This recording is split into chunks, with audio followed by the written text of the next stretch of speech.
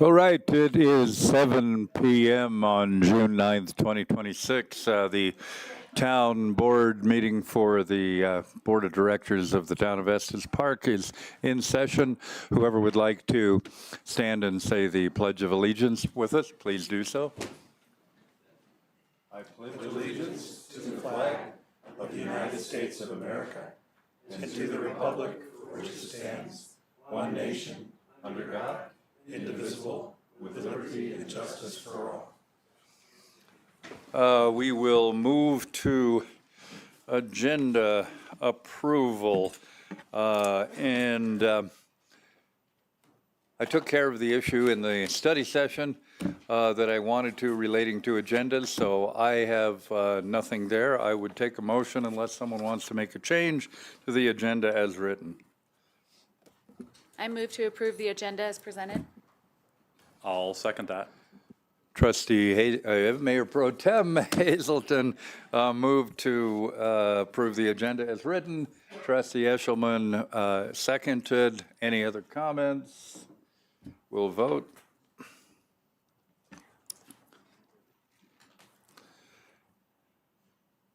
Agenda approved unanimously as written. We will move on to public comment. This is public comment for items not on the agenda, and this is not intended as a question and answer period. The public commenters will have a limit of 3 minutes, and I think I know of one.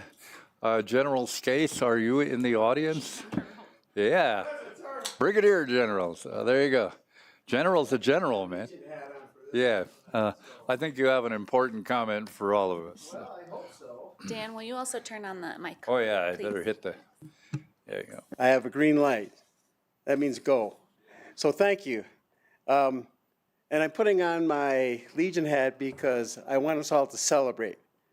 I want us to celebrate 250 years of this great democracy experiment, the forming of our constitutional republic that we know as the United States of America, and the 150-year anniversary of the great centennial state of Colorado. The Legion is doing presentations between Memorial Day and Veterans Day to discuss some of the key events of our history and some of the concepts that make America unique. So you may ask, why is the Legion doing this? And it all has to do with one of our pillars being Americanism. And we define that as the gist of the American ideals of freedom, justice, individual rights, and unfenced opportunities. It embraces all of the freedoms we cherish and all the rights that are guaranteed to us. So the first session we had was about the American character. And when you think about the American character, man, it gets pretty interesting. So ask yourself, were those that ventured across the sea to this new land, were they risk takers? Were they self-sufficient individuals, or were they selfish individuals that got out of a bad situation for hope of a better life? And is it still in our DNA today? That presentation was done by a retired history professor, Jeff Arnold, and he really got us all thinking. I left there with more questions than I went in with. And so next Monday, we have a great program on the American Revolution by our own local author, Walt Borneman. I think everybody knows Walt. He's written several great books, and one of them is about the American Revolution. So he's a great speaker, and we have great speakers for the other programs. We talk about religion and the formation of America. We talk about our Constitution and what were the founders thinking when they came up with that document. And we talk about citizenship and what it means and how you get there if you aren't born one. And so then we go into the Civil War and a whole bunch of other stuff, all the way up to the global war on terrorism. So every Friday in the EP News, thank you, Kirby, you'll be able to read about the presentation that's occurring Sunday or Monday afternoon. And I think it's important that we do these things because of where we are. I recently read an article called How America Gave Up on Its History. It's in the Atlantic if you're interested. It talks about how we in America cannot agree on how we tell our story. So we just give up trying to tell our story. So are we a country of exceptional, mostly for the flaws and crimes, or are we a nation of heritage Americans? Education on civics and history is declining, when perhaps there should be more. So in comes the Legion again, a political place where we can connect. We see it all the time. We see friends connecting, we see neighbors connecting, out-of-town visitors connecting, veterans connecting, groups, Rotarians, PEP, all these groups connecting and enjoying healthy connections. And with this program, we have high hopes that we can once again connect with our true history rather than abandon it. So thank you, and I hope to see you in the Legion. And one other thing, on the 2nd of July, there's a gala, a semi-formal event to celebrate this, and there's about a dozen tickets left, so if you're interested, call the Legion. Thank you. Well, thank you, Dan. And I did fudge the rules a little bit on that one as far as the timing, and you understand why, I think. A very important announcement. With all respect to the Army, I think Walt's best book is The Admirals. Great book, great book. Okay, other public comment for items not on the agenda. Mr. Rusty.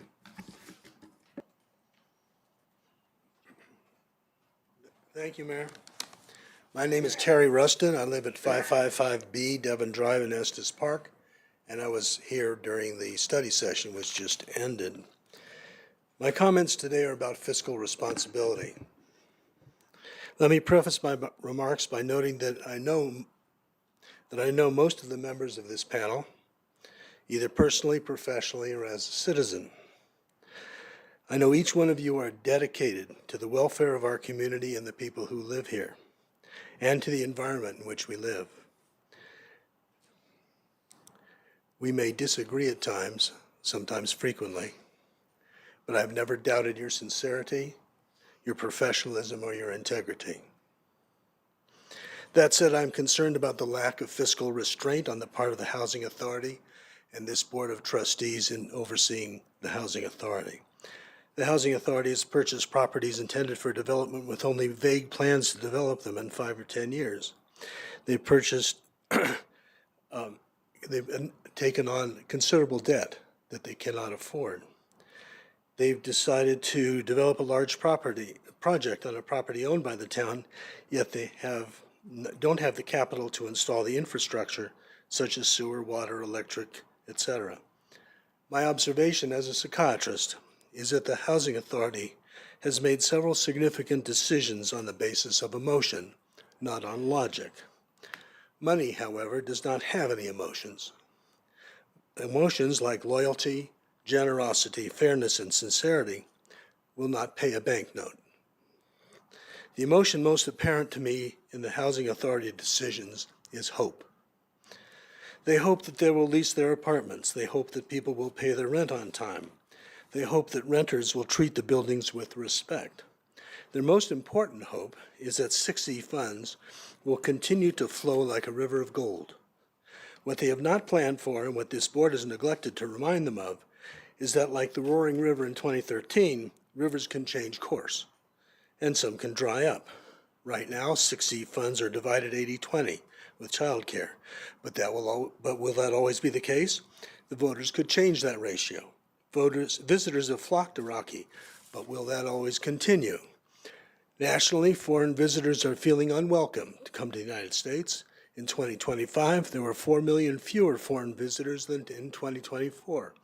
And thus far this year, foreign visitors to the U.S. are down 14% from last year. With the institution of a $250 surcharge for park admission for foreign visitors, our local banks will be cashing fewer euros, rupees, and yen. A year ago, gasoline was $2.37 a gallon. It's twice that now. So visitors from Texas and California are going to have second thoughts about driving here. And local hospitality business owners will tell you that their customers are aware of the taxes added to their bills and they aren't happy about it. So we do not know if revenues will continue to increase or even stay the same. We're at 3 minutes, Terry. fiscal responsibility is called for. I urge this board to exercise more fiscal responsibility in its relation with the Housing Authority. Thank you. Thank you. Other public comments for items not on the agenda? I see none. We'll continue on. Let me turn off my little thingy here. Town board comments and liaison reports. And Trustee Maris, we'll start with you today. Mayor Hall, I have nothing to report tonight. All right. Trustee Eigel. Quick report, Mayor. I am the new liaison for restorative justice, and they're making plans for strategic planning. There are no other operational things that this board needs to be aware of, but quite an invested group of enthusiastic folks on that board, in that whole department. It's encouraging to me to see that the town thinks that's an important focus. So I'm eager to dig in a little bit more with restorative justice. So there will be more interesting reports as things develop and I learn the ropes. Thank you. Trustee Lancaster. Yeah, a couple things. I attended with three of my colleagues there on Saturday. We attended a tour of PRPA's Rawhide Energy Plant. It was fascinating. You know, the kid in me came out seeing those big generators and all the big equipment, looking into the boiler, all that cool stuff. It was fun. But they're doing a good job. And it really pointed out the foresight that they had to form PRPA for the four cities to get together and determine their own future when it comes to energy management and not be determined on somebody else is pretty amazing. We're standing on some pretty tall shoulders there and moving forward, and they're keeping that moving forward as well. I was impressed. I think they're doing a great job. We still need to keep the pressure on them to keep doing a good job, but it's a great organization, and we should be happy we're part of that. Tomorrow I'll be attending the Estes Park Housing Authority board meeting. I'm sure that'll be quiet. There's nothing going on there. And then lastly, I want to give a shout out to the board of realtors. They distributed 560 pheromone traps for discouraging mountain pine beetle prevention in the area. And that's really important, and this is the time of year to be getting those out. We aren't having a problem yet. Mostly it's south of us, but it could be heading our way. And for them to reach out and help putting out those 560 pheromone package was a great service community. So thank you, Board of Realtors. Thanks for getting the grant, and thanks for doing that for the community. Thank you. Mayor Pro Tem Hazelton. A few items tonight, Mayor. First, for CAST, I did have the town clerk's office request that they pass along the legislative session report that CAST lobbyists had prepared for CAST, along with a slide deck that was presented to the legislative committee. So if folks in the community are interested in seeing that, it is on our public email forum, or I'm happy to provide that directly to you.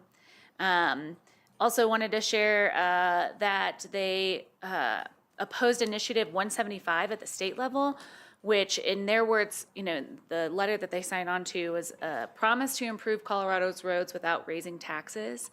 And this is an interesting one because it takes existing sales tax revenue without adding new dollars to the general fund at the state. So there was a lot of concern about funds being diverted from programs that continued needing to be funded from the state level. So if Initiative 175 had passed, balancing the budget without major reductions to Medicaid, K through 12 education, and higher education would have been impossible. So that's not quite wrapped up yet. It sounds like that's going to be kind of in negotiations for a long time. But again, if anyone's interested in seeing those CAST letters or statements or legislative reports, those are available. They're on the public forum, but I'm also happy to share those with you. Visit Estes Park, we have a board retreat coming up on Thursday, June 18th, so next week, and I'm sure I'll have lots to share after that. A couple of other items, Jamie and I, or Trustee Muris and I, hosted a trustee talk on Thursday, May 28th. We had a smaller group this time, just 7 folks attended, but we had a great discussion. When we do have a smaller group like that, it feels like everyone gets an opportunity to kind of say their piece. So topics included the development code, neighborhood meetings, which we had talked about at the study session, recycling, trail connectivity, and some roadway public safety items. So good conversation there. I had the opportunity to act like my best Mayor Hall impression and welcome the Colorado Workforce Development Center folks to town. That was also on Thursday, May 28th. The chamber organized that through their work with the EDWC. So I got to make some welcoming remarks, but most importantly, engage in a great conversation with the attendees of that from all over the state who had lots of questions about intersections of workforce and tourism, our housing and child care issues, of course, lots of talk about public safety. So great opportunity to engage with some folks from around the state. Also got to attend the first Latino Alliance that the Chamber hosted on Wednesday, May 27th. I think they're mostly to listen and hear about what concerns were from the members of our Spanish-speaking community and interest in what they wanted to talk about. I'm hoping to attend future events, but I just wanted to thank Jorge and David and the Chamber for the invite and just convening that group. It's hopefully going to do some wonderful things for engaging a historically underrepresented segment of our community. And finally, I also had the opportunity to tour the Rawhide Energy Station. Mark and I went on Monday. That was so awesome. Oh my God, we're so lucky to be a part of that. As Frank said, I just think about those who are elected officials for our community in the mid-60s and early 70s who helped get us to this point. We're just really lucky, I think, to be a part of PRPA, and took lots of pictures, took lots of notes. I'll be sharing more on my social media accounts because it'd take too long to discuss tonight, but it's such an excellent tour. We have such a great staff over there. I know Mayor Hall and Town Administrator Mahalik represent our community on that board. It was just a really fun day, really nerdy fun day. That's all I have for you. Thank you, Trustee Brown. So I was also at the PRPA thing, and it's sort of like being a kid again and crawling up on a fire truck. It's sort of a similar experience to that. But they didn't mention the coolest thing about it, and they have a herd of 30 bison on their property, and so they were a long ways away. It was hard to see them this time, but that's probably the coolest thing. So okay. So I'm liaison to a number of different groups. EDWC is one of them. And Kirby mentioned the Latino Alliance. I went to that as well. They actually have two new alliances. The Latino Alliance is one.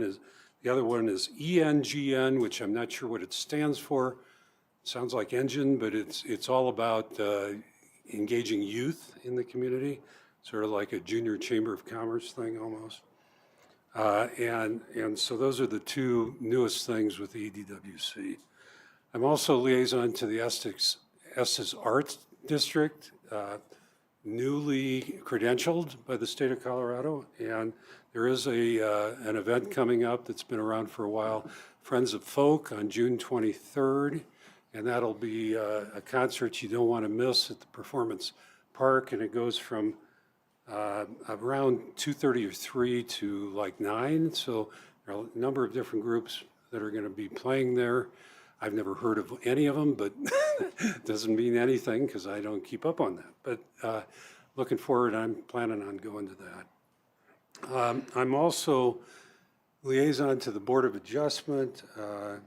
Had a variance at the last meeting that was approved, a right-of-way variance.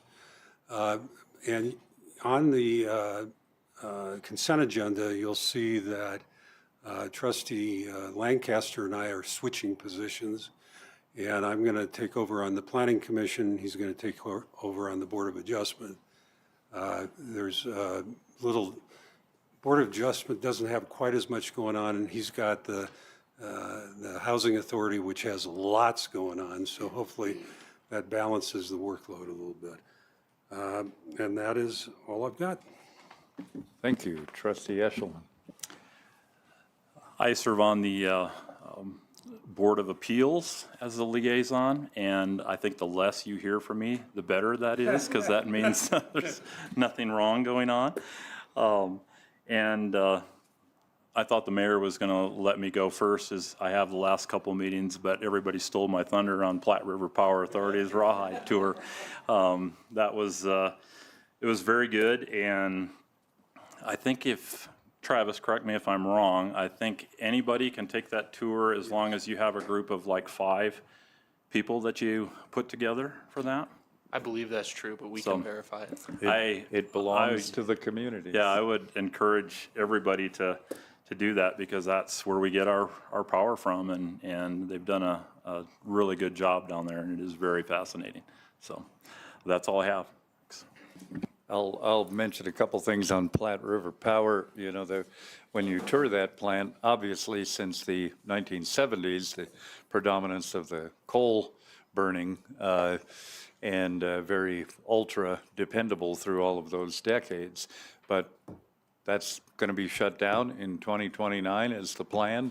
The direction from the board from 2018 with the resource diversification plan and 2 integrated resource plans, most recently the end of 2024, continues to stay on track with coal to be gone before 2030, and that is just huge in terms of the progress toward renewable energy. The Rawhide plant isn't just a coal plant.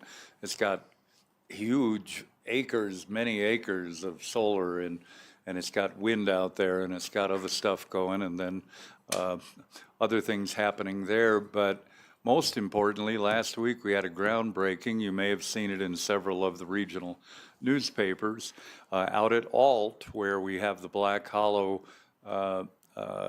solar farm. We did a groundbreaking for the first 100 megawatt storage battery, and it's the largest one in northern Colorado. It will be when it gets installed over the next 2 years. It is actually tied for the largest in the state.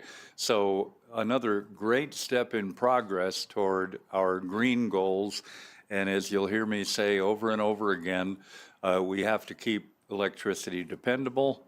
We have to keep it financially viable, affordable, and then we have to evolve it in our direction of green. We're getting there, and that 100-watt is just a great thing. And they let me keep the shovel too, so have it in my office. This Thursday, I try to schedule occasional, maybe 3 a year, mayor talks in between and not on top of the trustee talks. So actually at 10 a.m. on Thursday here in the boardroom is my next mayor coffee. So if you're interested, I'm not sure what advertising we did for it, but hey, people seem to find a way to get there. I usually have a pretty fair crowd, so feel free to stop by on Thursday. I noted comments from the head of the Park Hospital District Board, and they were reflected in a Estes Valley Voice article. There's been a lot of concern in the last year and a half regarding salute care.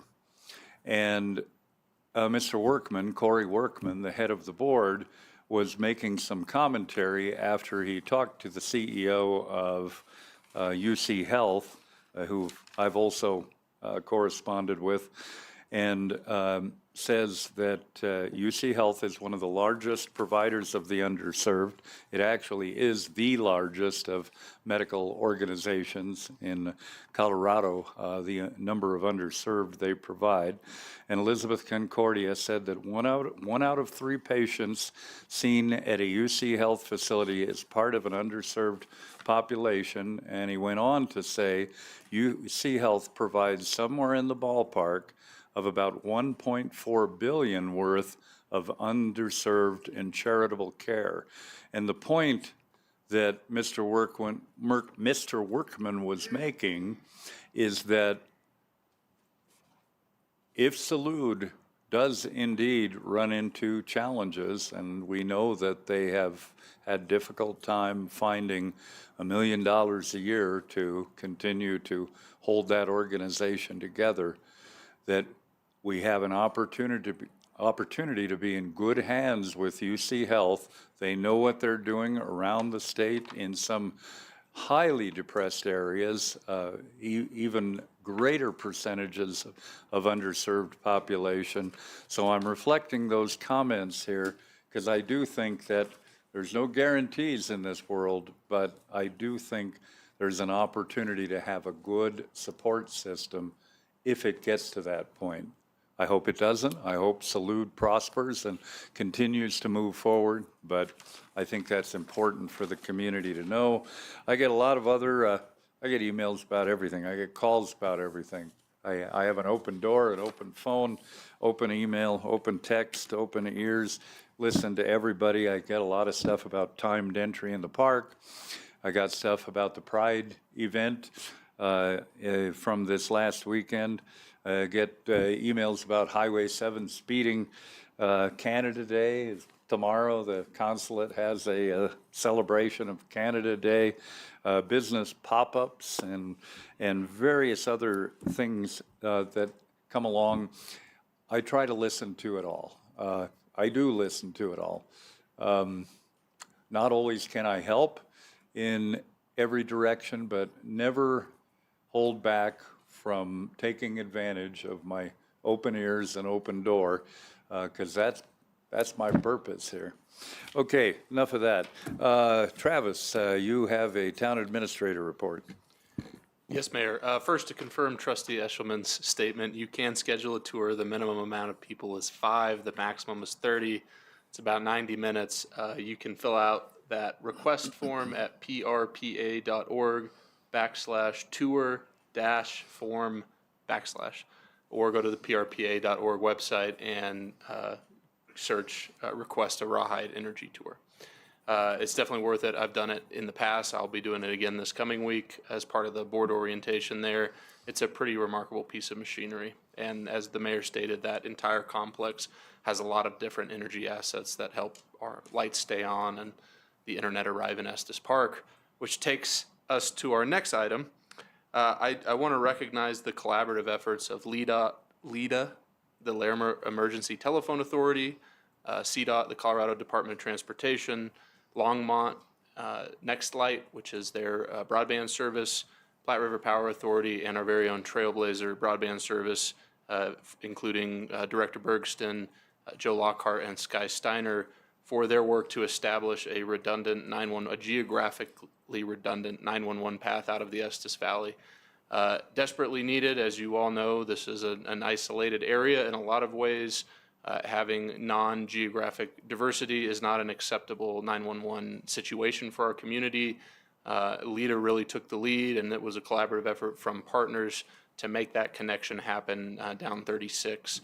So we now do have at least 2 geographic redundant connections to 911, back to LEDA and to our partners in the Front Range. So that is a huge deal for us. It's a major improvement in our emergency management situation. So I want to recognize that and express my appreciation for all of those folks, including our own Trailblazer team. That's all I have tonight, Mayor. Redundancy is such a beautiful word, so thank you. I want to mention at the end of the last study session, we actually, and I want to mention this in the regular board session also, we, 2 weeks ago at a study session, we had a very brief and not very robust discussion on some proposed changes on the rezoning criteria. And we had a rushed discussion, and we decided to move it forward 2 weeks ago to a potential action item on a future board agenda. In the study session, I asked the board for the opportunity to take that back, to walk that back. I do not think we gave that appropriate, robust discussion in the 10 minutes or whatever that we gave to those very important topics. And the board, in consensus, agreed we will have either another study session or a report discussion item without actions attached to it in an upcoming board study session or regular meeting. I feel much better about that now, so thank you, board, for working with me on that. Anyway, thanks, Town Administrator Mahalik. I will read the consent agenda in full into the record, and they've given me a mouthful. Item 1, expenditure approval list, bills. Item 2, town board meeting and study session minutes dated May 26, 2026. Item 3, Estes Park Board of Adjustment minutes dated April 7, 2026, acknowledgement only. Item 4, Resolution 6626, setting the public hearing for a new hotel and restaurant liquor license application for Mountain Berry Bakery, LLC, DBA Kissing Moose Cafe and Saloon, 1701 North Lake Street, Estes Park, Colorado. Item 5, Resolution 6726, setting the public hearing for a new hotel and restaurant liquor license application for Craig's Lodge, FBS, LLC, DBA, Historic Craig's Lodge, 300 Riverside Drive, Estes Park, Colorado. Item 6, Resolution 6826, contract with Garland DBS Inc. for the Town Hall Building roof replacement, $202,133 budgeted. Item 7, Resolution 6926, termination of Executed Transportation Alternatives Program, TAP, intergovernmental agreement, IGA, and approval of amended and restated IGA with Colorado Department of Transportation for MMOF, TAP, and CMAQ grants for the Fall River Trail final segment, $4,720,995 budgeted. Item 8, Resolution 7026, authorization to execute pre-award grant documents, congressionally directed spending, CDS, award through the United States Department of Agriculture, the USDA, for a new public safety facility. And finally, item 9, revised town board Policy 101 board assignments. Does any member of the public, including the town board, wish to have an item removed from the consent agenda? Mayor, I'd like to ask to remove item 6, please, from the Item consent 6? agenda. Just the one? Okay. Item 6 is removed. Any other changes? Can I have a motion to approve the modified consent agenda? I move approval of the consent agenda with the exception of item 6. I second the motion. Trustee Brown moved to approve the modified consent agenda with item 6 removed. Trustee Eigel seconded. We can vote.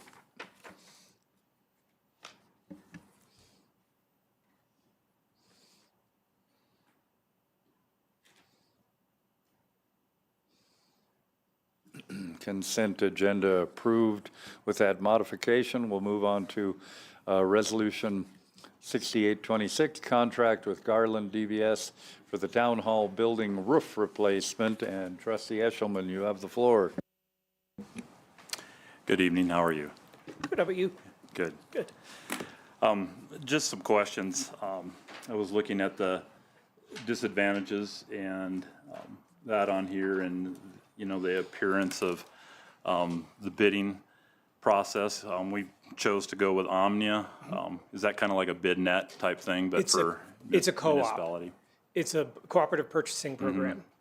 Okay. So Omnia, just like Sourcewell or any other co-op, they do the initial bidding, upfront invitation to bid. They select the vendors, and then the vendors are available to us, and the purchasing policies allow the use of cooperative purchasing programs. Okay.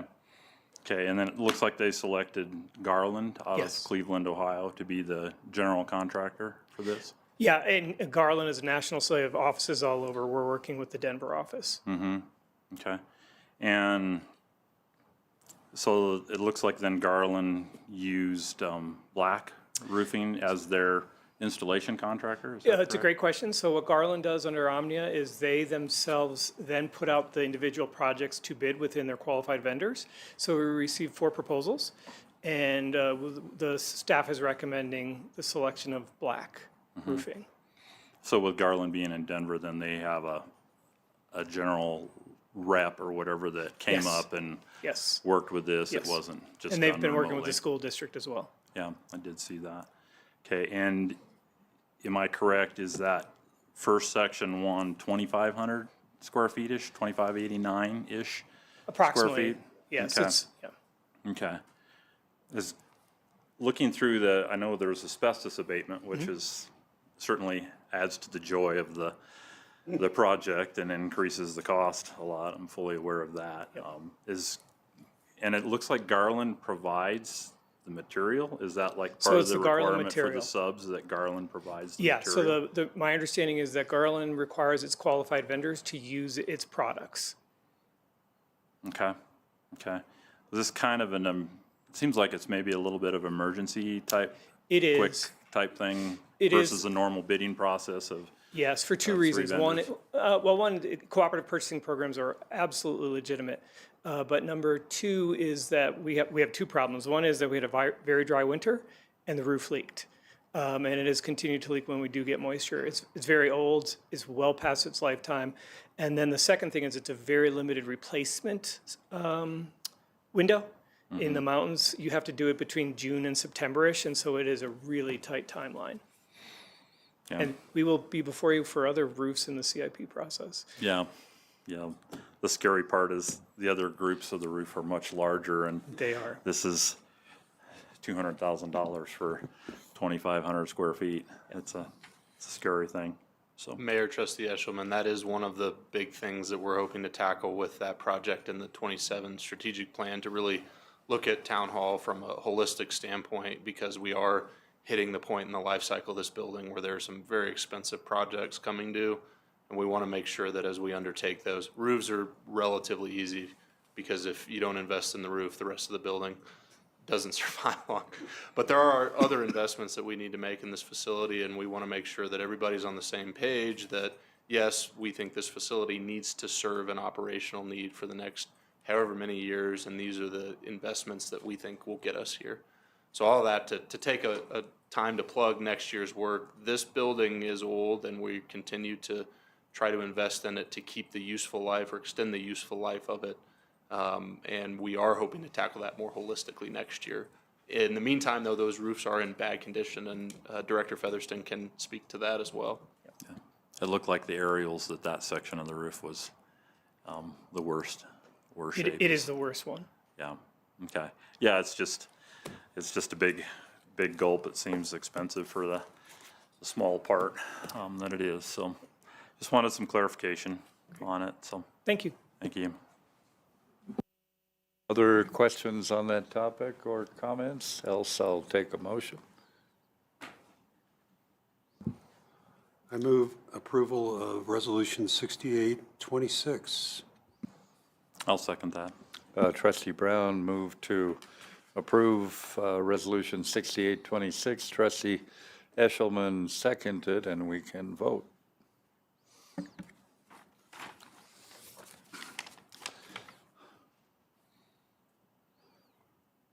And that item passes. We'll move to report and discussion items. We have the great pleasure to have a special guest here tonight, our District Attorney, Gordon McLaughlin, and he's here to provide the District Attorney Office Annual Report, the exemplary, Mr. McLaughlin. Thank you. And make sure, let's see, turn on the green button there. Exemplary is a lot to live up to, Mr. Mayor. So now the pressure is on me for this presentation. I have lots more adjectives too. So. Well, thank you all for having me. First of all, I really appreciate being up here. As folks recall, we try to give a presentation to all of our town boards and councils throughout Larimer and Jackson County every year, just to update them on what we have going on, to take questions, and just to be accountable and transparent to all of our different communities that have different needs and different expectations and are flung around a big part of our state. I have the pleasure of seeing Mayor Hall now that he's taken over Trustee Youngland's spot on our opioid abatement committee, so we see each other in person now from time to time, but I don't get to see a lot of the rest of you in person. And usually we do this towards the beginning of the year, but I know that y'all had a couple new trustees with the election, and so we punted it for that reason, so that we could update everyone at the same time. So with that, I'm usually pretty quick with these presentations, because I know the council agendas in all of our councils are packed, and people are staying late, and I don't want to be responsible for folks staying later than we need to. So this is just our vision and mission, and I think you probably have all this in your packets. But again, we're an office of dedicated public servants who are trying to keep our community safe, but do so in ways that are fair and responsible, and looking at the long-term health and safety of our community. How do we not just protect our community tomorrow, but for many years to come, looking at things like rehabilitation on many of the cases that we handle. This is who we are. We, again, are not just Larimer, we're also Jackson County. and we're funded by mainly by boards of county commissioners. We also do get some sort of minimal grant funding. This is what our cases, 8th Judicial District wide look like, going back to 2020. As you can see, most of those case categories have been pretty steady over the years. There's a pretty big uptick in those traffic cases. There's sort of two reasons for that. One is because we started inputting some very low-level traffic cases that had never just been input in our system because we resolved them so quickly. But the second reason is quite a few law enforcement agencies post-COVID have really sort of bounced back in some increased enforcement and increased proactive work that results in more traffic-related issues, traffic-related citations, I should say. I don't think that there's been any significant uptick in traffic-related crime. Our office workload, just some sort of examples of the scope of work we do. So one thing that we do that a lot of folks don't realize is we pay out victim compensation to make sure that victims are made whole to the extent possible for losses that they suffer in the criminal justice system. In 2024, which is the last full number we had before we updated this presentation, we gave out about $700,000 in victim compensation to folks here in our community, which is a pretty big increase and really sort of compares to some sort of much larger areas and even whole states across the country, because we really put a lot of effort into that. We know that folks don't usually come out better from the criminal justice system, right? It's victims' worst day when they have to see me professionally. So we do everything we can to try to make sure that we're supporting them and that they're back on their feet in whatever way financially that means for them.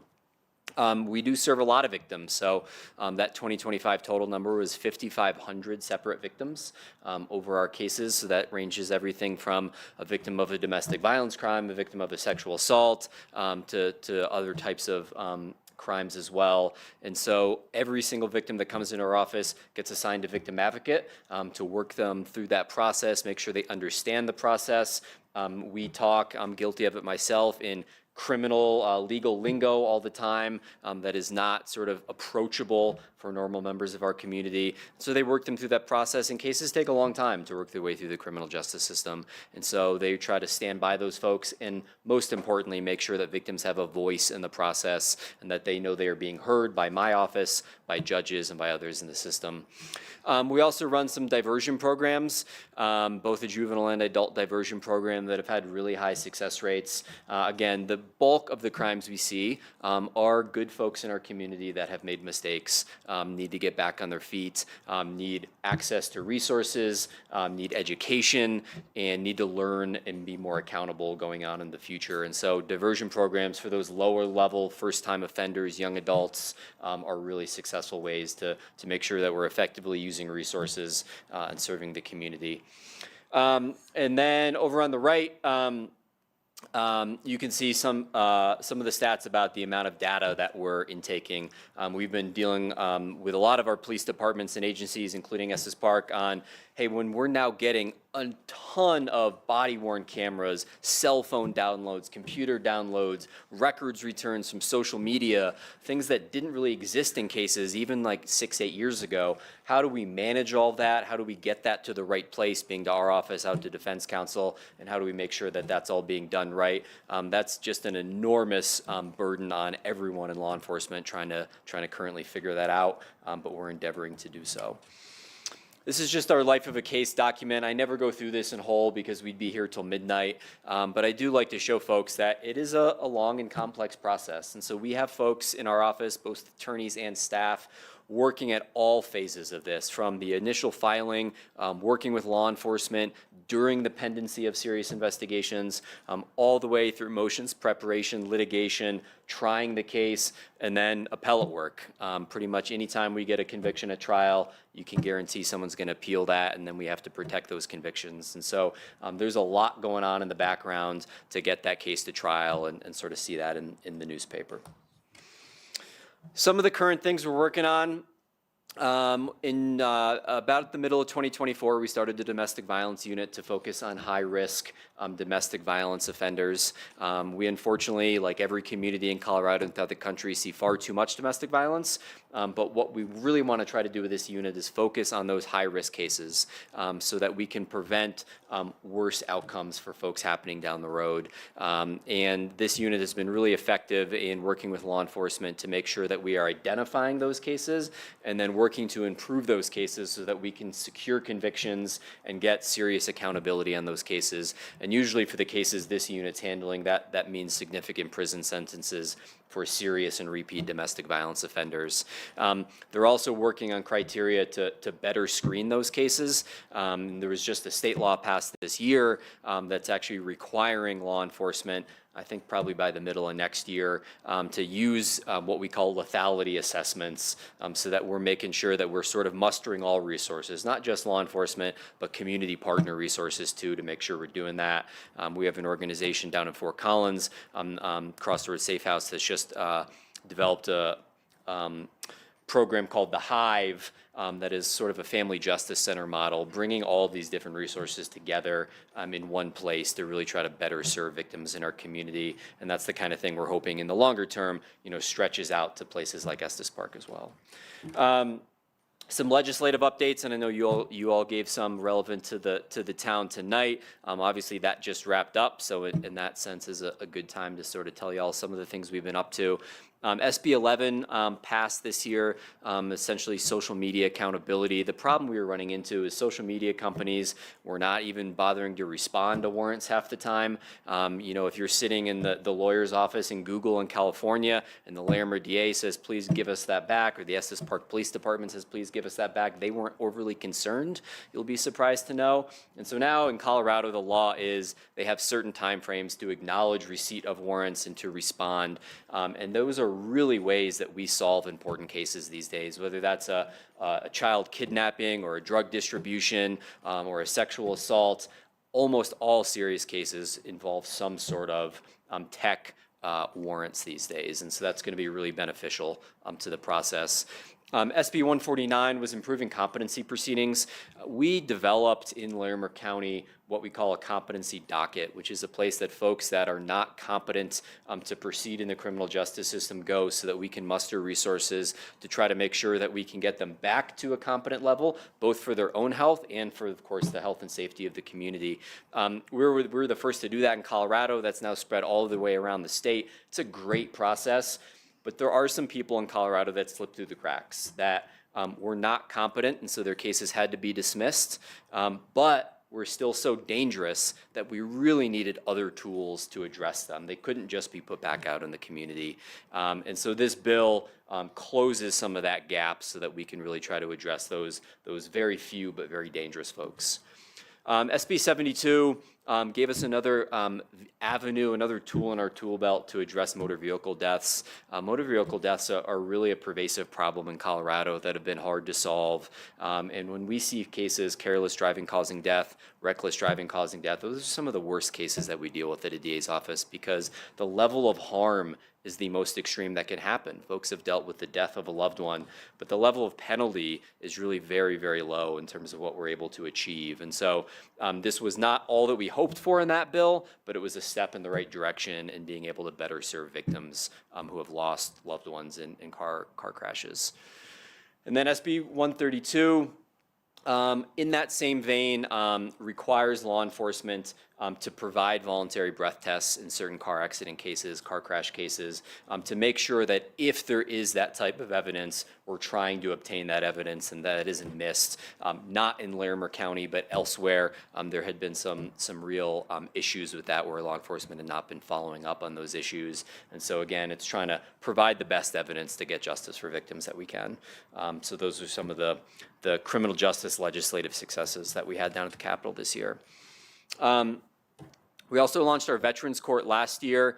It's been going incredibly well. We've had some really good outcomes. Getting folks in the same room with not just those criminal justice providers, but treatment providers, other support services in the community, veterans groups. So we just had a nice sort of veterans presentation tonight to the council.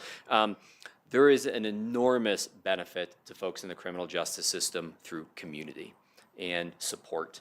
And we've really seen that through our veterans program to make sure that we are honoring and treating folks fairly through that program to, instead of incarcerating folks, make sure they're getting some of that treatment.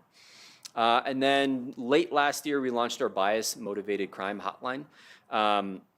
That was in response to a lot of community concern about growing instances of hate against immigrant communities, against LGBTQ+ communities, against Jewish communities.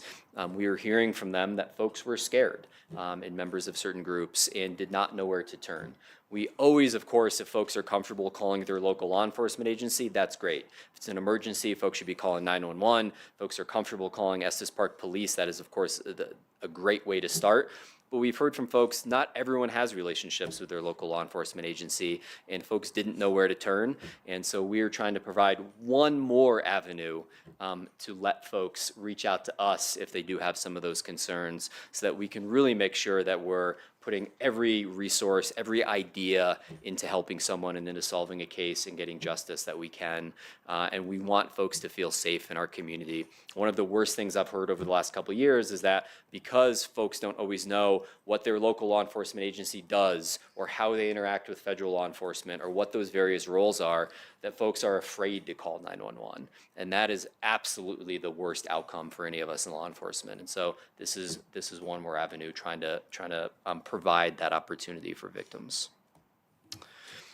A couple cases of note from Estes Park to update folks on. I intentionally don't give a lot of details about these cases because open cases, we have ethical obligations about pretrial publicity. And I do always like to remind folks, as is on the slide, any case that we're talking about that is still open, charges are just an accusation and they remain innocent unless and until proven guilty. But these are still two cases that we have open right now. And the current status, as that sort of first slide of the life of a case shows, cases take a very long time to work their way through the criminal justice system, but these are cases that are high on our radar and that we're keeping our eyes on. And two more of these cases as well. Some of these cases have also had folks dealing with competency proceedings. I mentioned that competency bill. Competency proceedings take a really long time to wind their way through the process, but that does not mean we have lost track of that. We have attorneys specifically signed to that competency court. They're appearing on these cases. They're monitoring these folks. And again, the goal is let's get folks restored so that we can prosecute a case, get justice and convictions on these cases. The backlog in the state system of competency is absolutely horrific. And so we have folks sitting in the Larimer County Jail for months, if not years sometimes, before they're able to be transferred to a state hospital to get some of these competency services. That's one of the other reasons we've created that court here in Larimer. On lower level crimes, the goal of that court is to get folks out of custody, get them treatment out of custody in a more humane way. For serious cases where there are community safety situations, often those folks are remaining in custody during the pendency of that.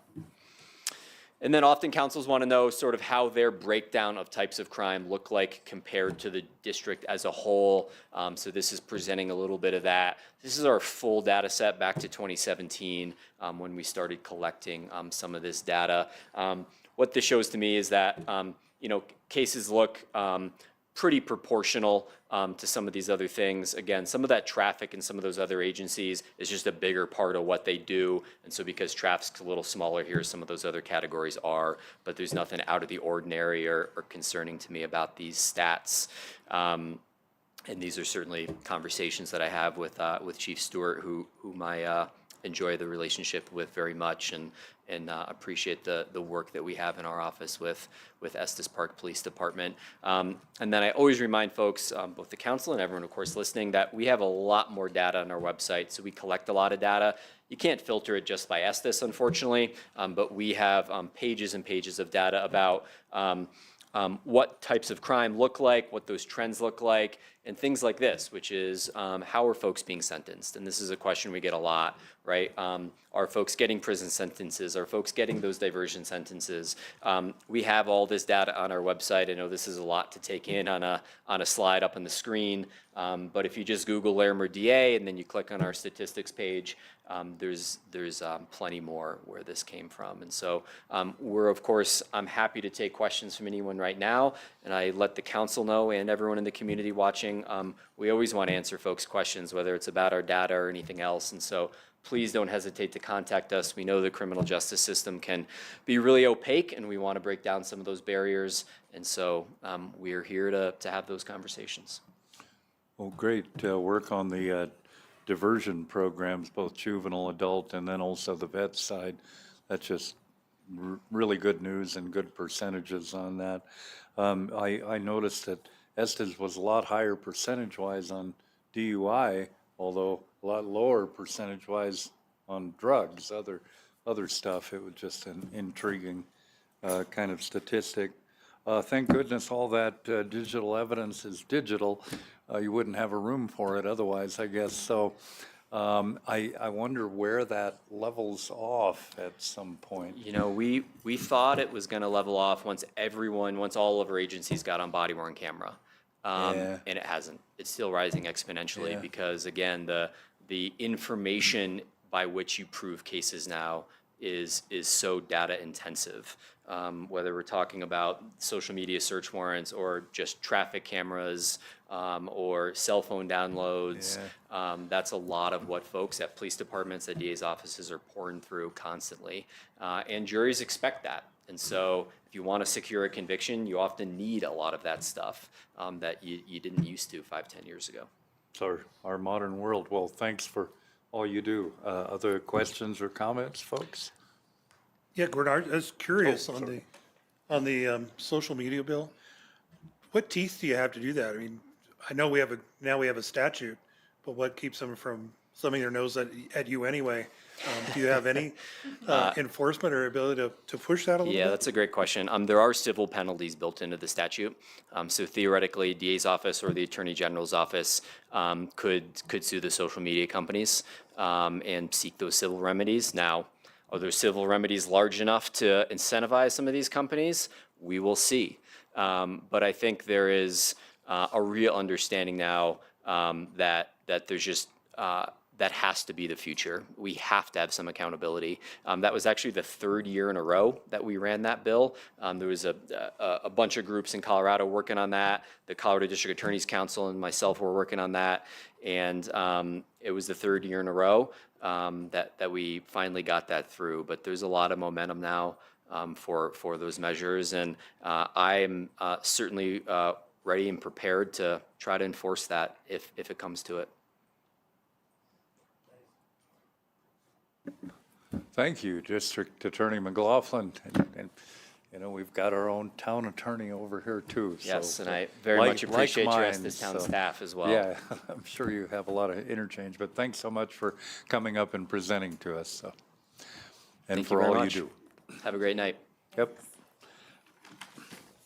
We'll move on to item 2 on the reports and discussion, the 2025 base funding report, Crossroads Assistant Ministry. And Brian Schaefer. All right, you can hear me? All right, well, Mayor and elected trustees and town administrator and attorney, thank you for this opportunity to come and speak with you on behalf of our organization. Hopefully you got a little postcard, has some of our prioritized services, 30 of them. And thank you for the investment of $40,000 through the base funding. We were able to invest right around $1.7 million last year into the community through different services that we provide. Yeah, we are open to the public Monday through Friday every week, and we are available to work with the police on other situations, trying to provide emergency lodging for folks and things like that. We have 2 bilingual employees to help us with the front desk coordination and case management, and then we have 5 other employees who oversee the market, our pantry, Meals on Wheels delivery, client advocacy, and then recently store manager of the Good Neighbor Thrift. And then I do fundraising, strategic partnerships, day-to-day operations, and anything else that might come up. But we have the privilege of working with over 110 volunteers that help us carry out our mission of providing basic human services to Estes Valley residents in need. And that's great. It's always, we have a lot of different folks coming in to help our neighbors, and we also collaborate with a lot of key nonprofits, not only here locally, but around Larimer County and even in the state. And a couple of them, like one of them's here tonight, Estes Park Housing Authority, work a lot with them. EVIX, Family Resource Center, is another one. And with EVIX, we have a little overlap with some of the families that we serve. And because we're good collaborators, we try to lessen the duplication of services to maximize collective impact. And then we do offer wraparound services. I like to give the barrel analogy, you know, the old-time barrels with the slats. You could only fill the barrel as high as the lowest slat. And so when we do provide services, if we see some areas in a person's life that are a little lower, that would not allow them to be able to reach their highest potential, we try to offer opportunities to grow in those areas. And we have a little bit of a motto, we're all about growing capacity and reducing dependency, because everyone would like to be self-sufficient to the best of their ability. And I'd like to lighten up the agenda with a creative look at Crossroads and more of a personalized touch. And I was going to start over with Chris, and knowing your background in water and sanitation, you know that stuff happens, and things come apart, and there's a mess to clean up sometimes, and we help people who are dealing with messy situations and make sure they're able to keep their head above water. And Bill, as a lawyer, you would appreciate our efforts to ensure our clients are operating above the law, and that they know their rights as they navigate the turbulent waters we live in. And just one area that we provide at Crossroads is we have some Medicare specialists, and Judy Brannon is one of them, so helps with enrollment, answering questions, and for people to know their rights and to fully utilize their Medicare benefits. And Kirby, thank you for helping us get the word out every week. And as a soccer coach, I know you want all of your players to reach their highest potential, and we want that for our clients as well. And we do have a goal-oriented approach in everything that we do, and we celebrate when a client scores. And they do. And Mayor, we've been around for over 40 years. And we've been there for neighbors during and after the floods, fires, and devastating emergencies. And as a musician, as James Taylor would sing, I've seen fire and I've seen rain. I've seen sunny days that I thought would never end. I've seen lonely times when I could not find a friend, but I always thought I would see you again. And you probably know that James wrote that song about his intense struggle with grief from losing a childhood friend too early, his drug addiction and clinical depression. And at Crossroads, we help people through these tough times. And over the last 3.5 years, through the help of a Larimer County Behavioral Health Services grant and some of our own budgeting, we've been able to contract with 5 licensed therapists to provide mental health counseling free of charge. And we partner with schools and other agencies. And as of today, since January 1, we've provided a little over 600 sessions to people and ages 5 to 87.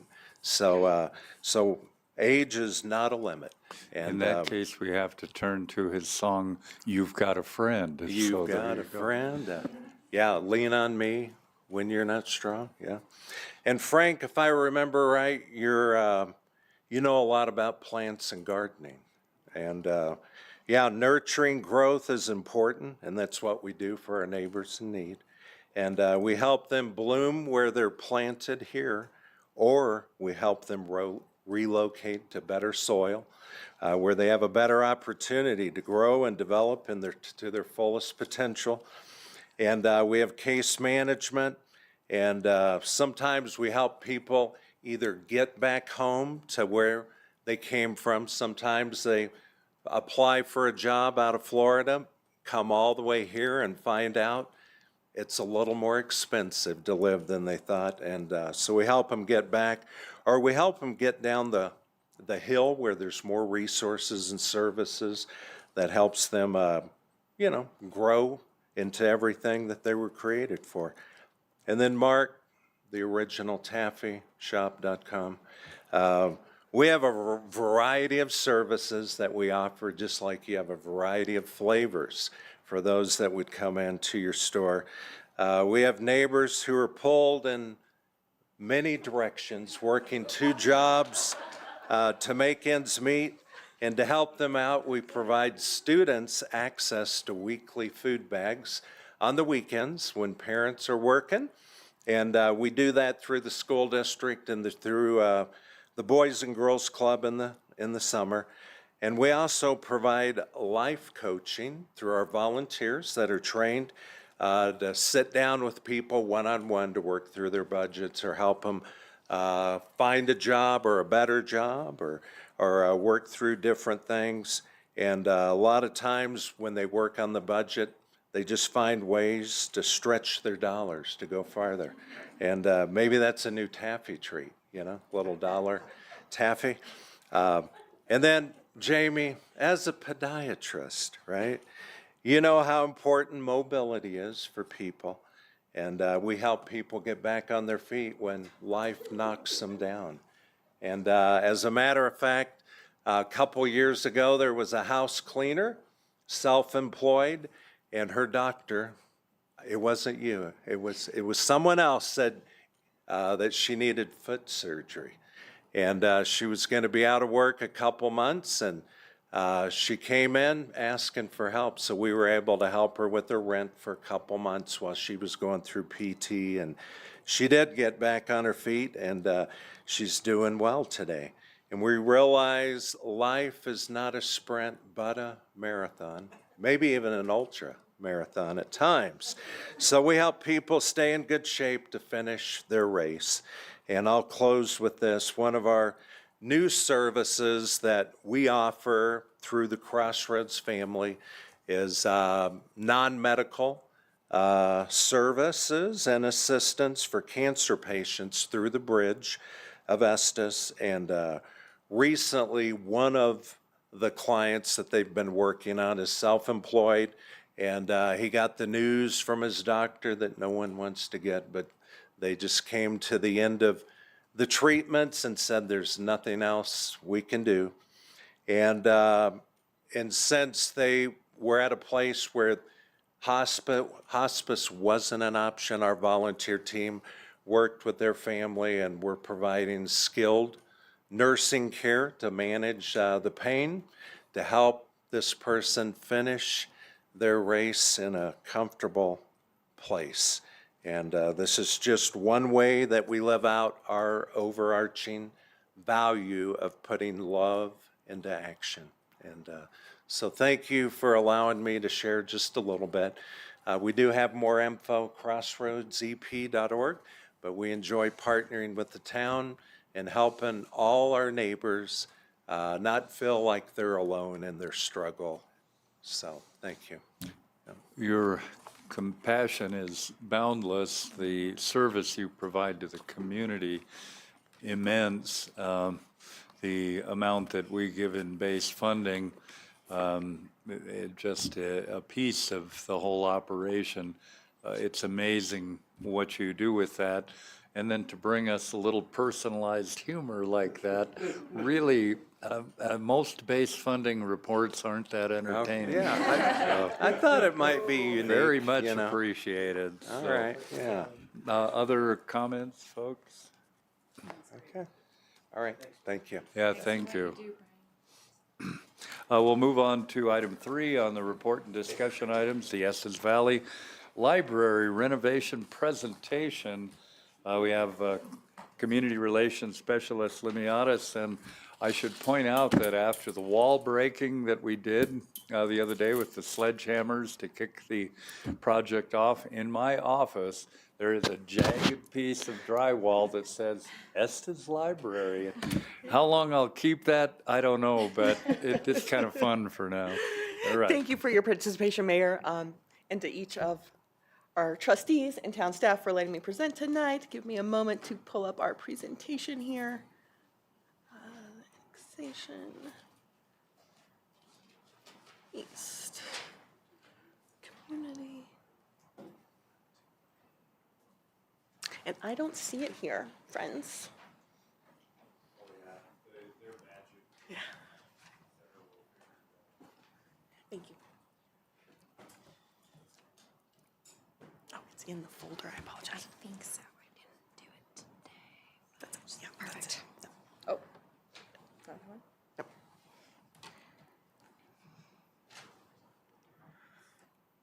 This one. Yeah, yeah, okay. Awesome. Thank you. Yeah, there we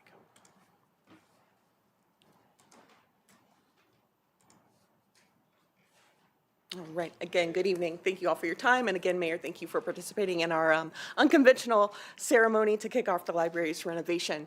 We are really excited. Again, my name is Barbara Jo Limiatis. I'm the Community Relations Specialist at the Estes Valley Library, and I am here to tell you not only what we're doing, but hopefully to answer any questions that you may have. At the library, our mission is to be a hub of community-driven resources for people to share, and our vision is to make a connected valley where people and ideas flourish. In order to achieve this, we are constantly striving to meet our patrons' evolving needs. Most of you already know we have a great public library. We may be small, but we have become the community's living room and with the creative use of our spaces, and that's because our library has great bones.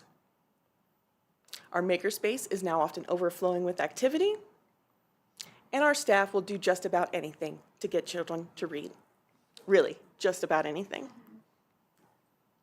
Thanks to you here at the town for your biennial National Community Survey, we know that the library scores well above the national average for years now.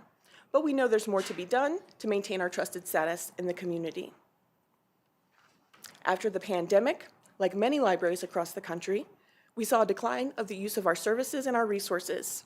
So we took action in 2022 with a community needs assessment to learn what the community wanted from us, not only now, but into the future.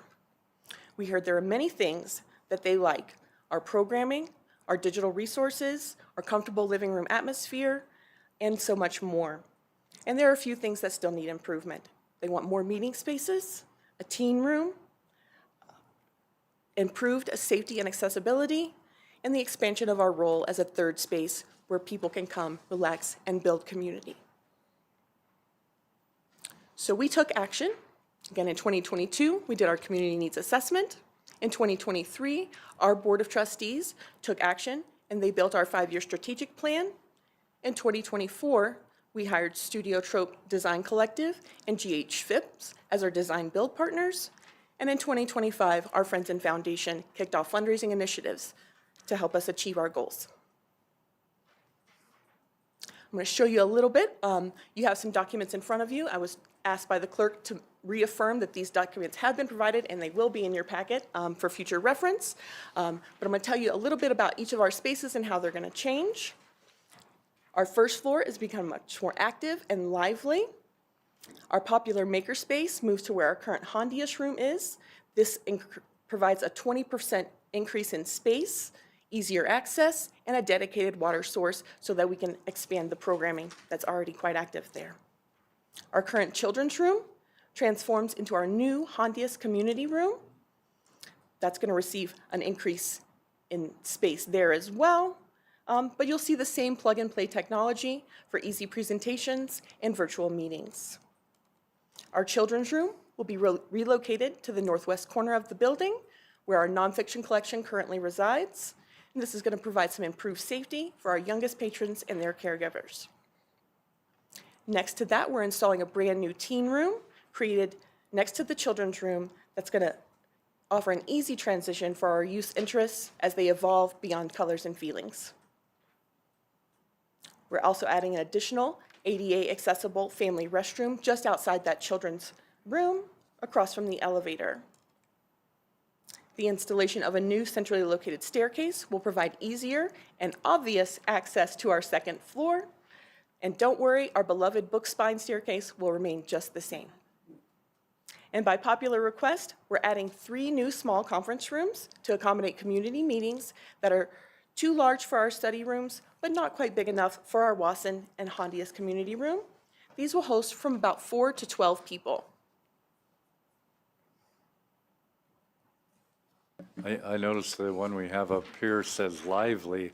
This one's livelier. Livelier, indeed. It gets better. Our second floor is to become cozier. This is going to be a restful retreat. Oops. Our nonfiction and periodical collections are going to be moved to upstairs. These are going to take advantage of our wonderful views of Lumpy Ridge from the second floor with seating incorporated into those stacks. Additional features include a brand new water fountain, so people don't have to walk all the way down to our front entrance just to get a sip of water. And we're going to relocate those public computers to overlook the atrium. This is accomplished by removing the walls to our current quiet room, our makerspace, and through the donation of our friend's office to the library. Our staff area is also getting some minor updates to make it more functional, including the addition of a dedicated conference room. Many people don't know that we as staff currently compete with the public to use our meeting rooms. So not only will this free up space with the meeting rooms that we have for the public, but now we'll have our own space where we can meet formally for each other. Will that old staircase then is still there? Yes, Also? Okay. yes, that is beloved by our community, and we wouldn't trade it for the world. Plus, it's a little expensive to remove a staircase these days.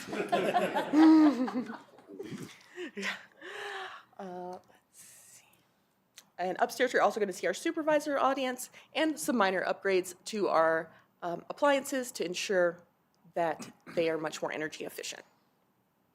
All right, now we're going to take a closer look. But before we do, I'd like to show you the colors and the textures that we're going to see in our new spaces.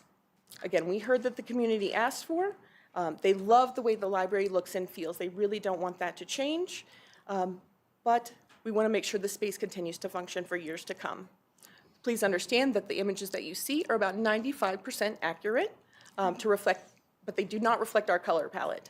About 5% allows for flexibility for the unexpected as we begin to move our walls. And we ask that you exercise your imagination and provide us with just a little bit of trust in the process. Here we are as we approach our new Hondius community room. The space is going to be 30% larger. We're going from a current seating of 49 in our Hondius room up to about 84. So we're really excited. That's almost a double in capacity there. Again, enhanced safety with an additional secondary exit of that room, and the technology will remain the same. As we step into that room, you'll see a brand new kitchenette and plenty of storage for our tables and chairs with great easy access to our restrooms directly across the hall. As we step into our new atrium, you'll see that centrally located staircase. There'll be no more guessing how to get to the second floor or tight squeezes to get to cross patrons as you go upstairs. And again, these colors are not accurate. This pink-orange color you see, please imagine that is wood. You'll notice that the service desk is now going to be to the left whenever you enter, so you'll be greeted by our friendly librarian faces right when you walk through the door. Near the back, you'll see in the green area, that's our new teen room, and those blue columns start to outline where our new children's room will be behind the stairs. Here we are taking a look at the Hondius room and that service desk again. What I'd like to point out on this slide is the 3 small community rooms behind the service desk. You'll note that our fireplace remains the same. Again, we're really trying to keep the features of the building that our community loves and then give them more of what they need. Here we are as we approach our new children's room. This is going to be transformed from our current nonfiction stacks, and that's going to safely remove our children away from that busy automatic door, which leads to a very congested parking lot. And yes, you'll see a fun entry door for our children, but there is a full-size entry for their parents and caregivers. Let's see, there's also, to the right of that room is going to be that new ADA accessible family restroom. The kids also get a secondary exit from their room, which they don't have today.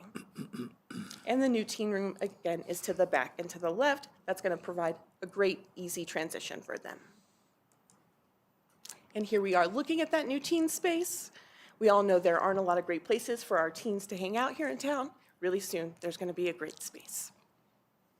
And this room may feel cozy, but with those full-height glass walls, there's going to be plenty of visibility to also make sure nothing fishy's going on.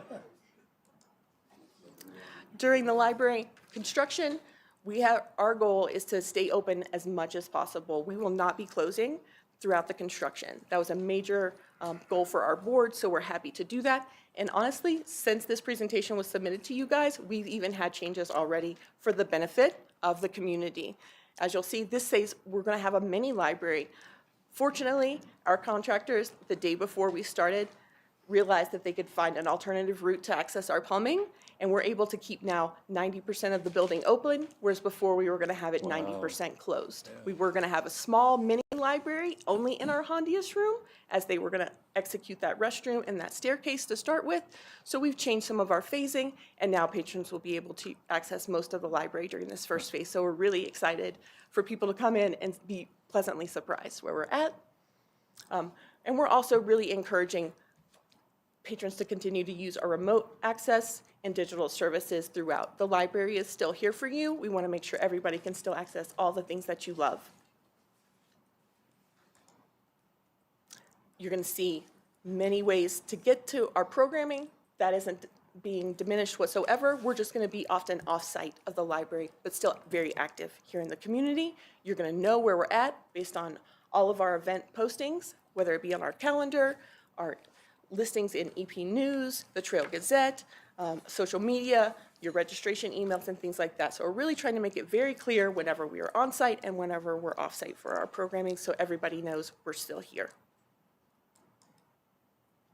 We're emphasizing that parking will continue to be a challenge throughout the summer months, but know that only our 7 library reserve spaces are being taken up by construction. We are not impacting the lot further than that, so we're really excited about that.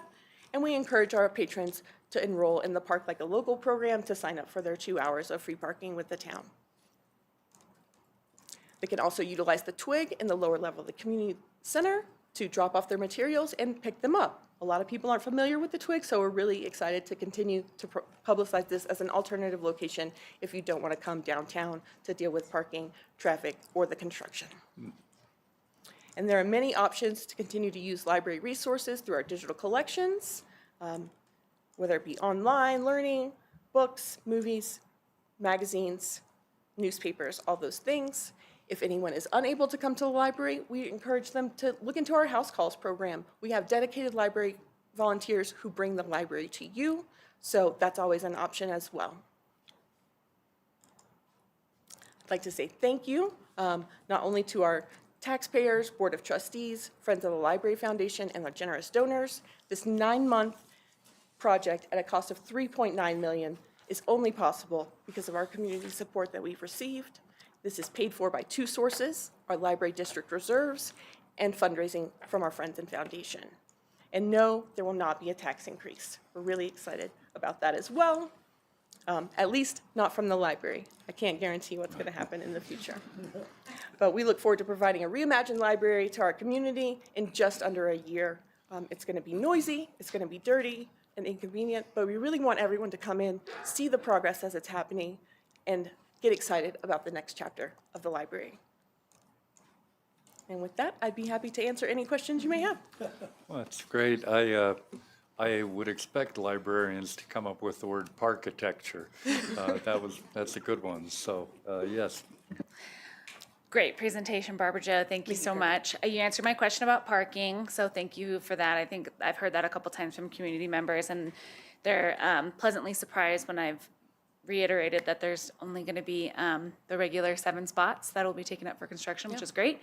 And then you glossed over it a little bit at the end, so I just want to reinforce that I think the most compelling and exciting thing about this is that this amazing, wonderful project that's built on community feedback, that was really community-driven, is being paid for by the financial responsibility of the library district, which is incredible. So I just want to commend the staff and the board and the friends and the donors for all of their work to make it so that this is just, we've talked about gifts in the study session. This is a true gift to our community that it's just incredible that we're getting something like this based on really conservative and responsible management of funds. So I just want to highlight that again. Thanks for the presentation. I think because we're neighbors and this is kind of the heart of the downtown experience, it's great to hear all the good things that are happening. So thanks for being here.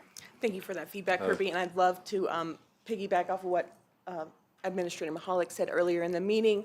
Thanks to you guys giving us the trust that you're going to continue to invest in this location, and you guys aren't going anywhere. We were felt much more confident in investing in our building because we know our location is truly priceless.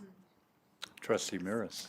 Yeah, I just wanted to second that. I commend you on just such a great job with the planning and also melding the creative aspects of what the library can be for the community with the responsibility of fulfilling the roles, as well as providing that essential community space that we already use and is just going to become better. This is actually probably more of a question for the town administrator, but I assume that and this is just a checking box, I assume we're coordinating the construction of the roof and the construction of the library so that have minimal impact. The roof that needs to be replaced shortly. Yeah, our Public Works team is aware of the construction happening at the library and is going to try to schedule around the roof needs to get replaced. So Yeah. we're going to try to mitigate parking impacts, but Yeah, checking boxes. there may be additional impacts from the roof replacement as well. We can possess a lot within our, I'm looking to see if any of my facilities team members are here and I'm not seeing them. Made sure to I ask remember after. in the consent agenda board materials that there was discussion of parking impacts and our plan mitigation.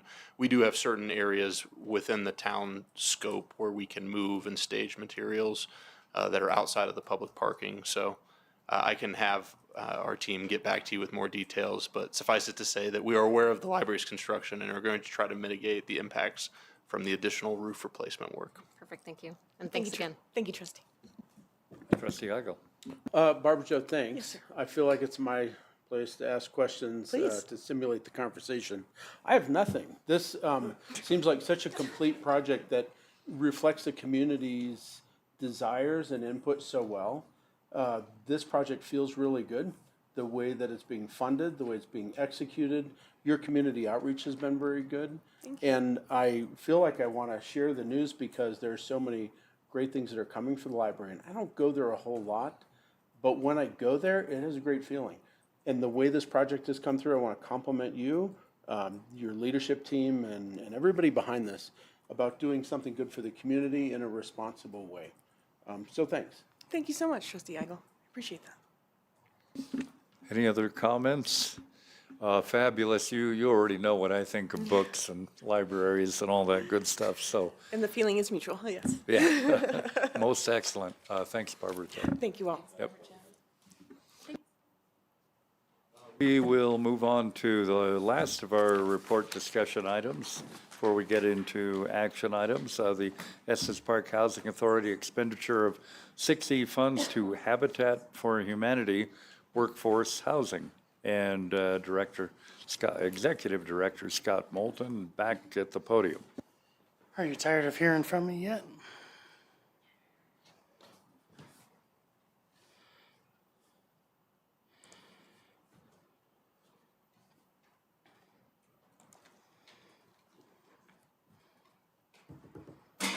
Thank you.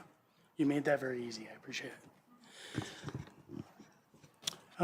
So we'll probably be able to make this pretty quick. I am in front of you tonight to discuss, as required by our MOU that governs the use of 6E funds, to have a discussion item with this board when we propose any sort of new program or expenditure that isn't tied to either an EPHA property or a town-owned property. And the history of this goes back a couple years, and I'll highlight that briefly. We complete, as was outlined in the memo that town staff provided to you all, we did a pilot program with Habitat on 213 Bighorn, and that created a unique opportunity to come together and use all the tools at our disposal to create a housing opportunity. And really the basis for this program and that pilot program was many hands make light work, and EPHA can't be the single source solution for all housing solutions that we need in our community. And 213 Bighorn created an opportunity to leverage 6E and then all the tremendous tools that Habitat for Humanity is able to leverage from their volunteer base, their direct funding, grants that they receive, and everything that's in their wheelhouse. So it makes sense for us to try to partner when it's appropriate and when there are funding gaps on Habitat for Humanity homes, and use the local funding source that we have to create home ownership opportunities that are reserved for those households making 80% of AMI or less. So our intent is to create a direct funding opportunity and program which would allow EPHA to fund part of Habitat for Humanity's homes when it's required. I want to make it clear that it may not be required for all of their future projects in Estes, but as construction costs continue to increase, and competitive sources of funds are always more difficult to get, that there are times where there are standard gaps, but that may vary based on projects. So our intent is to create a mechanism that allows us, when those gaps exist, that we can step in, and in exchange for that public investment, we can put a workforce restriction on top of all the other restrictions that already will exist, including 80% AMI, and all the other factors that go into it, primary use of home, primary residence requirements for 10 months of the year. There's quite a few others that were outlined in the memo, but that's the basis of it. It allows us to step in and close that gap in funding to create home ownership opportunities. There were some sample financials in the memo, which are a little bit more applicable. For some reason, it didn't make it into this. This was really the basis to show the gap on 213 Bighorn. I modified it to just as a sample case of sort of what the structure looks like. So it just kind of lays out if our total development cost of a new build is $450,000. Right now in current dollars, we're targeting $350 as a sales price most often. So that creates a gap. See, that math is wrong, so I didn't finish editing it correctly. I'm like, that's the wrong number. Don't try to do things last minute, folks. It doesn't work. But you get the intent here, that we have other contributions that Habitat can provide on top of all their volunteer base and all their other tools. They have sources of funds from other sources. I apparently can't talk anymore today. That then 6E can step in and provide a gap to close that gap and allow that opportunity to come to fruition. A summary of some of the restrictions, of course. What 80% looks like this year for 26 and 27. For a single household, that's $73,040. For a two-person household, it's $83,520. So a household could make more than that. Again, in exchange for that public investment, we would be putting a workforce requirement on it. To date, most of the executed restrictions in our community do have an hour requirement, but that is not in the development code. Sidebar, that is my professional opinion, that it shouldn't be in the development code. But we can negotiate those on an individual basis. Habitat has an appreciation cap and a max sales price to maintain that affordability that you all heard me talk about earlier in the study session. Most of our deed restrictions for Habitat homes are it's 25% of appreciated value plus applicable fees. And then there's just a resale example there. So if you all have any questions, I can answer them. We do have representatives of Habitat here as well. If you have any questions of any of us, I'm more than happy to answer them. This provides you an opportunity to sort of disapprove, and if you're looking for any modifications, we can talk about exactly how that would be structured, but per our MOU, we were required to present this to you with our intent to go forward with this program, which has really been in the works for quite some time. Questions or comments? Trustee Eshelman. So it looked like in your packet here, it showed habitat maybe one-ish a year. If that gets cranking more, what have you thought about capping that at if it really catches on? What are you gonna have to do Yeah, there? I think we would have a conversation. I think what Executive Director Emerson and I have discussed is I think we've allocated right now from last year's funding, 100,000. So that would kind of seed, if we had to do kind of the max 20% contribution, but could get us down the road.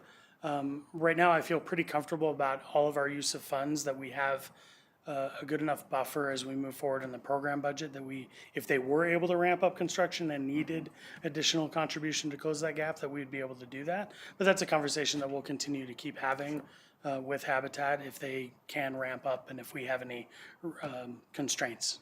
But currently, right now, about 100 is kind of what you're thinking. Yeah, right now I've only said, I think we have a little over $1 million in total in the program budget that's set aside. About 650 of that is allocated to the enhanced down payment program, which should be going live soon. 100,000 to this, and then the rest is just kind of, we have a workforce rental assistance, and then there's a gap there that I haven't allocated anywhere yet. Okay, thanks. Trustee Meares. Yeah, I appreciate that you guys worked in the first right of refusal into future purchases, and then also just the limited amount of, what do you call it? When the house gains. Appreciation. Thank you, Yep. that's that word. So that's great. I did have a question about, there's a clause for primary residency, but that's not defined, so I was just wondering how you want to define primary residency.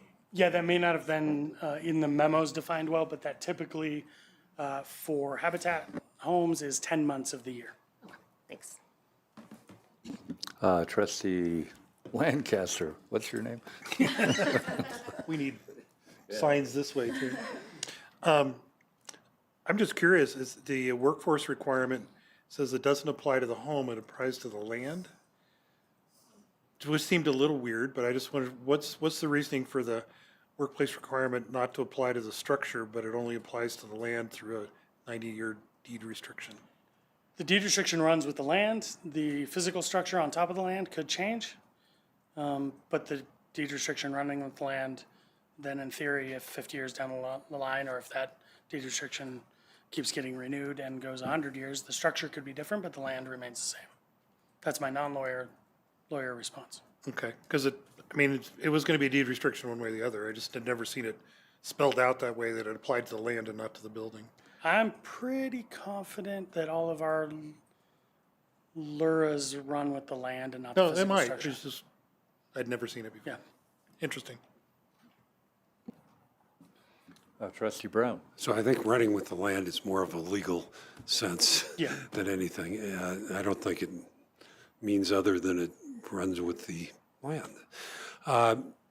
Two questions. First, the 20% restriction, 20% of the purchase price of the property? Yes. The purchase price, the actual money into the property, not the purchase price to the purchaser? No, we've structured in a way that it would be 20% of the end purchase price. Of the end purchase Yeah. price, okay. So if that end I purchase got price it. is $350. Like $350 in your example, not $450. Correct, yep. Okay, and I'm kind of wondering why you even need a program here. What's behind that? I mean, is that coming from Habitat, that they want some sort of certainty or commitment, or, I mean, it doesn't seem like you're really committed to anything as such. Not directly. I think there's a few layers there, and I think in the memo, not in this 4-slide deck, but in the memo, I believe in my memo, there is a breakdown of the projections from a while ago for Raven or Coyote, now I don't remember which one, that kind of were Habitat's financial projections on what that project could look like. And I think it showed a gap, if someone can help me out, it was 23,000 or so. And that's kind of what they had forecast out for those 5 builds. And so it's really, they continue to work their side and angle to try to not require any additional subsidy. But as construction costs and everything Yeah, continue it's to not increase, realistic, the yeah. realistic boots on the ground perspective is that there are more gaps more frequently in environments and communities like ours than there are down the hill. So we thought it made sense for us to be able to step in and have that mechanism. We're hopeful that we don't always have to, that it's not, you know, that it doesn't become a business as usual, because ideally those gaps don't exist. But if they do, we'd like the opportunity to continue to partner with them to offer homeownership opportunities. Okay, Does that answer? sort of. Sort of. I just don't understand. It seems like it's always going to be a one-off thing anyway, that it depends on the particular project, whether the additional subsidy is needed, so. There is an element to that because the I landscape suppose does it gives change. Habitat some assurance that you're committed to helping them. Yes. On some basis. And I think that the other thing that I think Habitat would say here is that that allows that, you know, you've heard me use the term backstop before, but that does allow them, when there's sort of a commitment, to be a little bit more competitive on the grant side of things. Okay. That it is an opportunity when Oh, there that's is a a good point. local investment, they can show that, and it gives them an opportunity to seek other funding opportunities in the hopes that we don't have to tip in. Yeah, the hoses local off. commitment has to be helpful on Yeah. that, I'm sure. Okay, thank you. Mayor Pro Tem Hazelton. I didn't mean to have it on, sorry. Trustee Egel. People say a lot of ways. Well, I lost my train of thought there. This is a report and discussion item. It sounds like we need to support this with a vote, or we need to take action on this. What are the terms of the maybe this is a Dan Kramer question. What are the terms of the MOU, and is non-voting a thing that we're voting in a discussion item, essentially? I mean, we're weighing in. Trustee Eigel, if memory serves, the MOU is pretty specific, and it came after a lot of conversation with the board and with the housing authority. And it says that the housing authority has to present the proposed funding to you, and as long as the board does not act to prevent the housing authority from doing that, then the housing authority can move forward with it. So no vote is required, and the town board is able to say, housing authority, don't spend the money that way.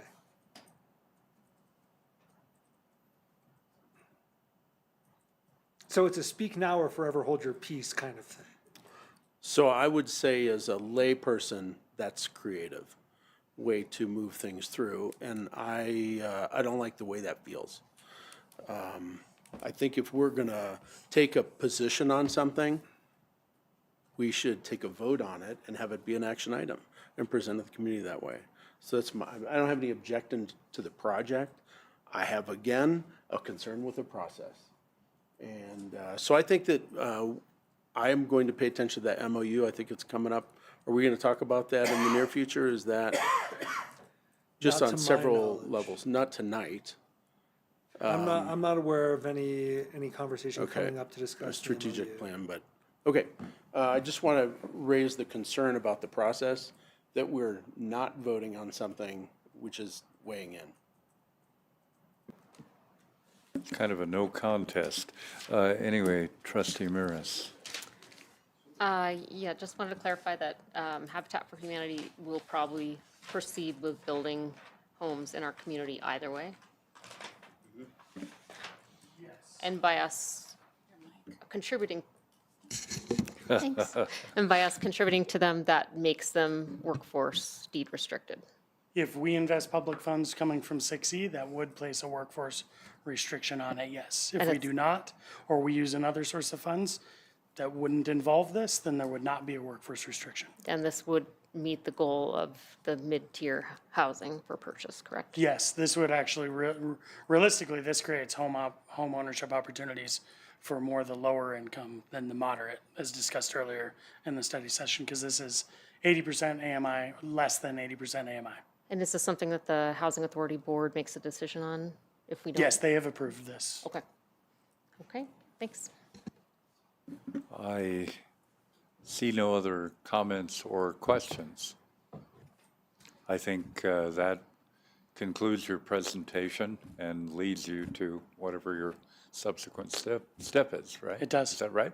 Thank you all very much. Appreciate it. Okay. We'll move on to liquor items. We have one. Resolution 7126, new hotel and restaurant liquor license filed by Eastern Slope LLC, DBA Eastern Slope, 200 Moraine Avenue, Estes Park, Colorado, 80517. So we will convene the liquor licensing authority for the town of Estes Park for this piece of business. At this hearing, the liquor licensing authority shall consider the facts and evidence determined as a result of its investigation, as well as any other facts, the reasonable requirements of the neighborhood for the type of license for which application has been made, the desires of the adult inhabitants, the number, type, and availability of liquor outlets located in or near the neighborhood under consideration, and any other pertinent matters affecting the qualification of the applicant for the conduct of the type of business proposed. The public hearing is open. Town clerk will present the application and confirm a few things. Thank you, Mayor. I shall try my best here. And bear with me, my vision is a little off, so if I stumble and bumble, I'm trying. This is a concurrent review. It's for a hotel and restaurant license, as you stated, Mayor. I do want to note right off of the bat that this is a location that was previously licensed. Long time Molly B location, so people who've lived here a long time know that. And then I think I can't think of the name that the other gentleman had for it just previous to that. But the license expired in December of 2024. And since then, the owner of the building has been deciding how they wanted to move forward and are now under construction and will be opening this new restaurant as soon as they're done with that construction. So I did want to make sure that this is known to the board that this is a location that has held a liquor license for most of the time I've been in town, which is about 25 years. So it's not a location that's really newly being licensed. But it is requesting a new license, as it doesn't currently have one. So the application was filed on April 30th of this year. You set this hearing tonight at your May 26th meeting. It does have a 3.8 mile boundary for this liquor license. Again, that's the farthest reaches from where this location is to a town boundary. The applicant is filing this as a limited liability corporation. We have received all the paperwork and fees. We have sent it to the state, and they've been reviewing this application as well. The property is Zone CD, commercial downtown, which does allow this type of business to occur at this location. And the property was noticed on the 29th, as well as a notice in the paper on the 29th. The applicants do own several other locations in town, and so they have completed TIPS training in the past. Again, the new training is responsible vendor training. That's replaced that TIPS training, but they've had that training in the past. And I would either entertain any questions, or the applicants are here tonight. Applicants, do you have any comments you would like to make? Good evening, trustee and Hello. mayor and town administrator. Thank you so much for all the opportunities.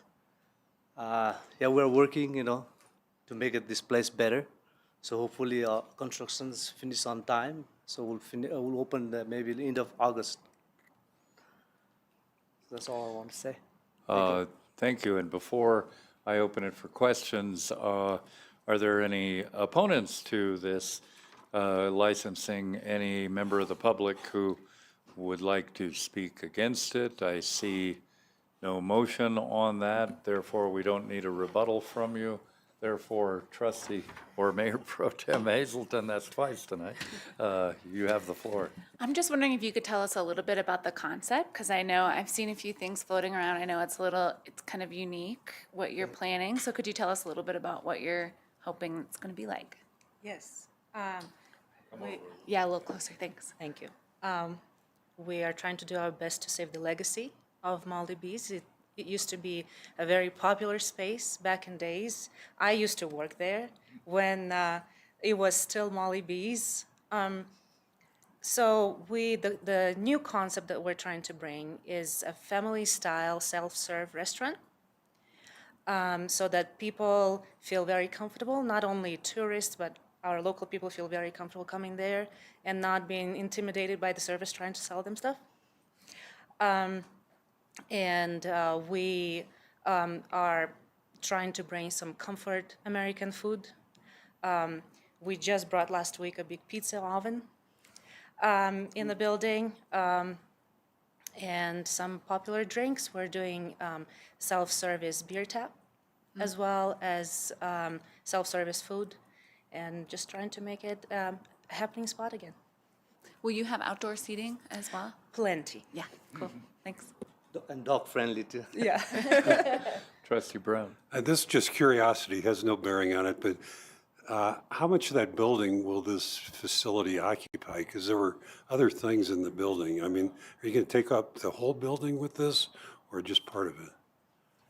We're occupying the restaurants about like 5,500 square feet, and then there will be a part of the retail gift shop as well. There will still be some retail over there then? Yes. Okay, thanks. Is it, this has no bearing on the license either, but is it self-serve like a buffet style or? It's self-ordering. Like a QR code and text. When the food is ready, we'll send them a text, so they have to come and pick up. But you're not going to have robots like Antonio's or? Maybe in future. Yeah, maybe. I don't Okay. think food industry is ready for that yet. Yeah. Other questions or comments?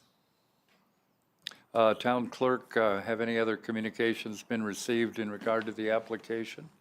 We received no communication on this license.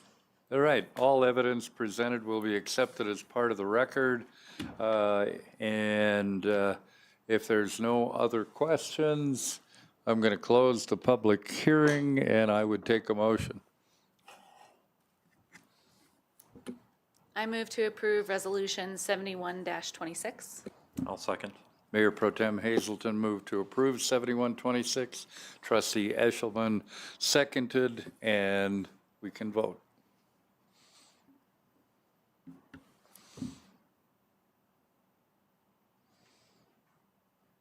Congratulations. Thank you. Thank you very much. Have a wonderful evening. We will move forward to other action items. We have Resolution 7226, Agreement for Facility Use. I think we have Management Analyst Simpson to talk about the Estes Valley Library Agreement for Facility Use. Complete coincidence that these are happening on the same night.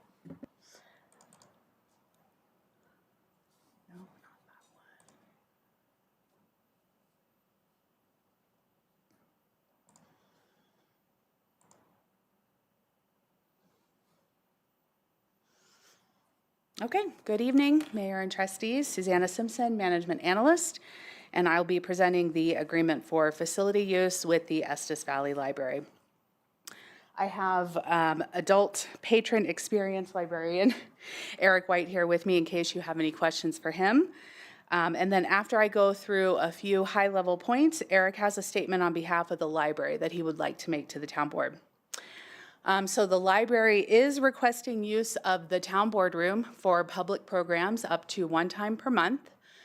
This supports the library's efforts to expand access to programming. The agreement, which is in your packet, outlines the terms and conditions, including staff time, technology considerations, and hours of use. And the town's management analyst, which is me, will be the staff contact for the library and will coordinate the scheduling of programs. So Eric, you can come on up. He'll read a brief statement, and then I'll be happy to answer any questions.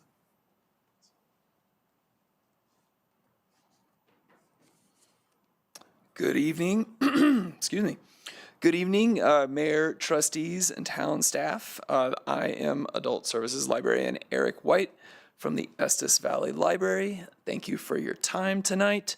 As Management Analyst Simpson mentioned, we are asking the town board to consider entering into an agreement with the library to use the town boardroom up to once per month to host occasional library programming.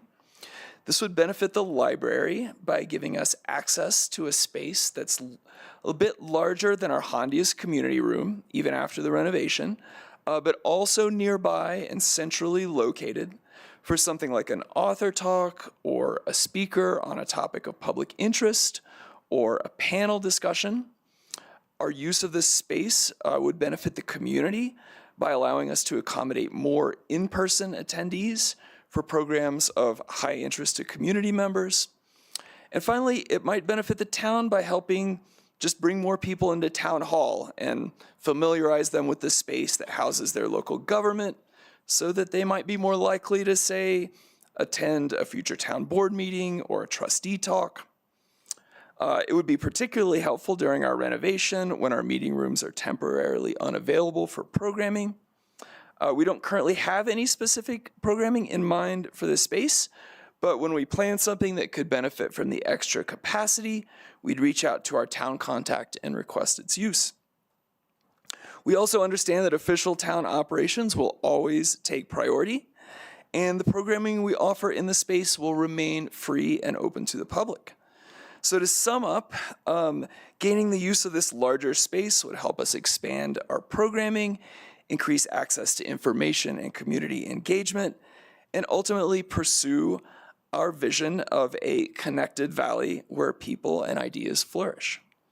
I want to thank Management Analyst Simpson, Town Administrator Mahalik, and other town staff for helping us bring you this proposal, and thank you all for your consideration. Thank you. Is there any public comment on this topic? I see none. Questions or comments for Eric or Suzanne? Susanna?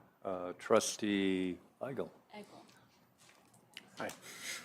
I like the library. I like the library. I like the people associated with the library. I like the programs. I like a lot about the library. I have a concern about the use of this room as the center of local government, about giving an open option for any community group to establish their own programming, in that any of that use may reflect in a certain way on the local government, the local community. And I'm not sure how to address that. I have a couple questions. Sure. What uses are currently permitted of this room other than other boards or elected bodies that may meet here in order to further the government process that they're involved in? We have agreements with the school district and with the hospital currently, and I believe that is all at the moment. Municipal court, of course, And meets. municipal court, sure. The mayor occasionally has coffees or trustee talks over here, things like that. We will also occasionally host events in coordination with Larimer County. Commissioner Shattuck McNally was up here a few weeks ago for a programmatic element. So typically they are programs affiliated or associated with a partner agency, and we do require that there's a staff member or a board member here that can take care of the room. If there's going to be recurring use, our policy requires that there be an agreement in place because in that case there is no staff presence. So the hospital, the school district, primarily the hospital, school district, they have responsibilities for damages or things within the room. They are responsible for the room under those agreements. But we do have a variety of other programmatic elements that happen here, including the League of Women Voters voter forums under that policy. So I would probably not support this. And I trust the people in the room enough that represent the library to, I think, be able to speak candidly and say that, to me, this room represents a governing body that is addressing the community, something of a more formal environment than maybe a library program, which could be fun and whimsical and potentially political, or one side or the other of an issue that with the town seal that you can't see, and I don't like that we have a screen down every meeting. I think we should have that screen up, and this is a beautiful room. And this represents the center of decision-making for our community.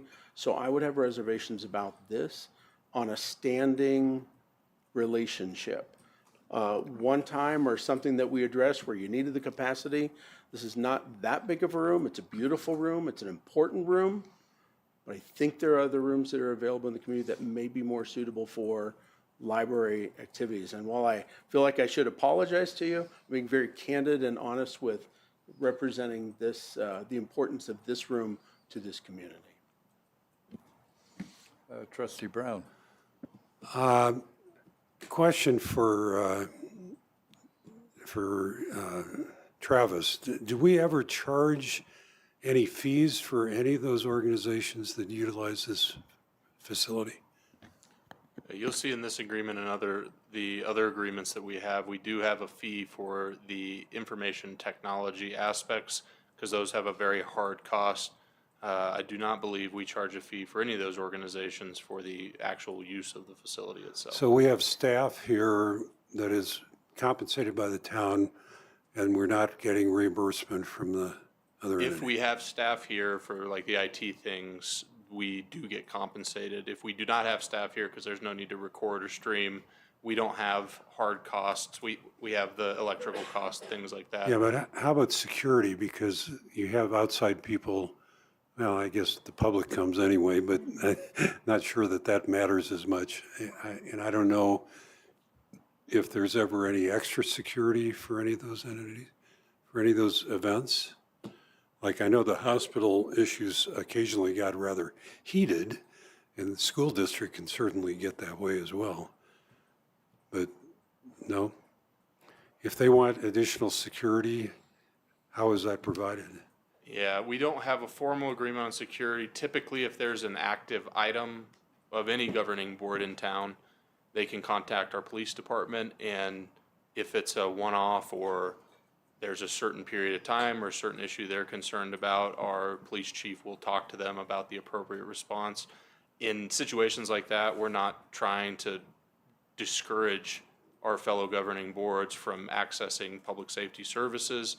If it becomes a recurring request, then it would need to be a discussion about compensation for the officer time. But there is a balance there. It is not included in our agreements. It would be external to those facility use agreements. And I didn't read the agreement carefully enough to know this, but is there any sort of approval process that either town staff or the town board has to give for any particular event that would come up? No, just the scheduling and coordination, but we're not reviewing the program content or anything like that. Okay, so I don't really anticipate there'd be any particular problem with this, but I can certainly envision that there could be. And I actually share Trustee Eigel's concern where we could get some highly politically charged presentation here that might be totally appropriate for a presentation and a discussion, even though it is politically charged, but it does then sort of reflect on the town and how the town might be viewed as either endorsing or not endorsing the matter. Now, you know, most of this stuff won't be that way. I get that. But I'm not really comfortable with this without some sort of guardrails involved with approving it. I'm not as concerned about the money and the security and all that stuff, because I think you're right, it's public security, and that's what we're here for anyway. And we're not adding staff in order to staff this, but I am really concerned that there could be some issue that would come up that would be highly controversial, that would somehow blow back on the town in a way that I'm not comfortable with without some sort of guardrail here. So I think I personally will join Trustee Eigel in opposing this as is, at least. I think I could support it with guardrails. Trustee Mears. I can definitely, especially coincidentally with the library renovation, understand the need for extra space, especially over the next 9 months or however long it's going to take. I am more concerned about the sensitivity of the equipment up here specifically because I know it's expensive and I don't think anything bad would happen, but I do think we could maybe trial it while you're going through the renovation. Maybe that's a good segue to test it out, like maybe, during the renovation, a meeting a month, or, several meetings without the use of the dais. That could maybe facilitate and see how it goes over that time period and then reassess after the renovation is complete. Just a thought. So, this is an interesting discussion. I don't think anything special about this room. There are a lot of public facilities we have. We have Bond Park, we have the event center.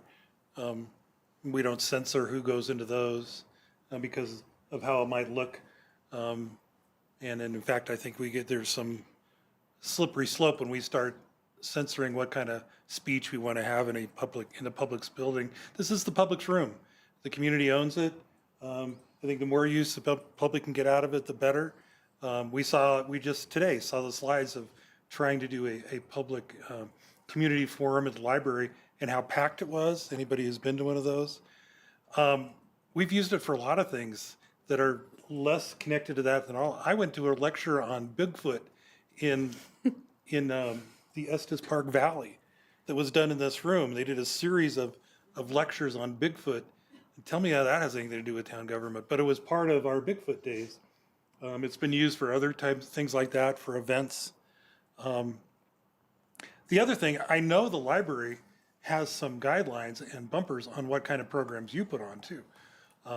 And I trust that. I know in fact, there have been some things where events have been turned down because they weren't appropriate for the library. So, I don't think we're going to have a Ku Klux Klan rally in here with the sponsorship of the library. I do have a question about it though.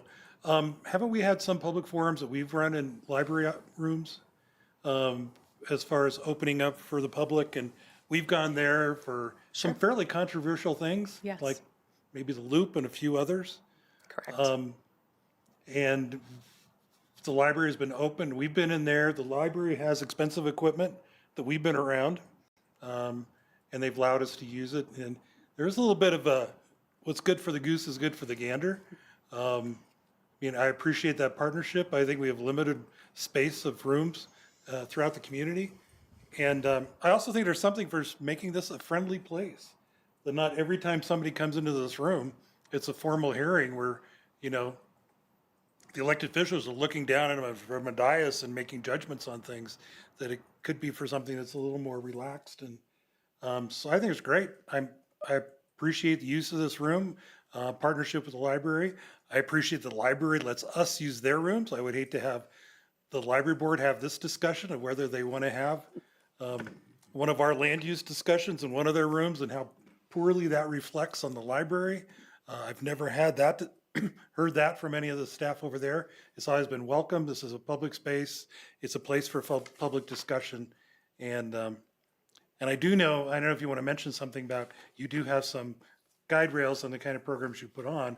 It's not going to be free for all and what could be here. So I support it. I think it's a great idea. Yeah, and we, when I set up programming, I want to make sure that it's in accordance with library values, that it supports some mission related to the community, like fostering civic engagement, things like that. And then I look to making sure that for example, the presenters that we bring to the library either bring a neutral perspective, or that if there are two sides to an issue, that we balance them. So yeah, I do put a lot of work into setting up those structures. Thanks for the question. Once again, Frank stole several of my comments, so I won't repeat them all. Sorry. But it's great. And I do have a bit of an unfair advantage because of my experience working for the library and knowing intimately how programs are developed in library guidelines and values. So that was one of my things that I had jotted down, was to put Eric on the spot for him to talk about how programs are chosen and hosted. And I think I would argue the library is probably even more intense about not looking slanted one way or another than the town is. So I think their level of, their standards are probably even more strict than ours. But to reiterate what Frank said, I think it's such an efficient use of public space when this room sits empty so much.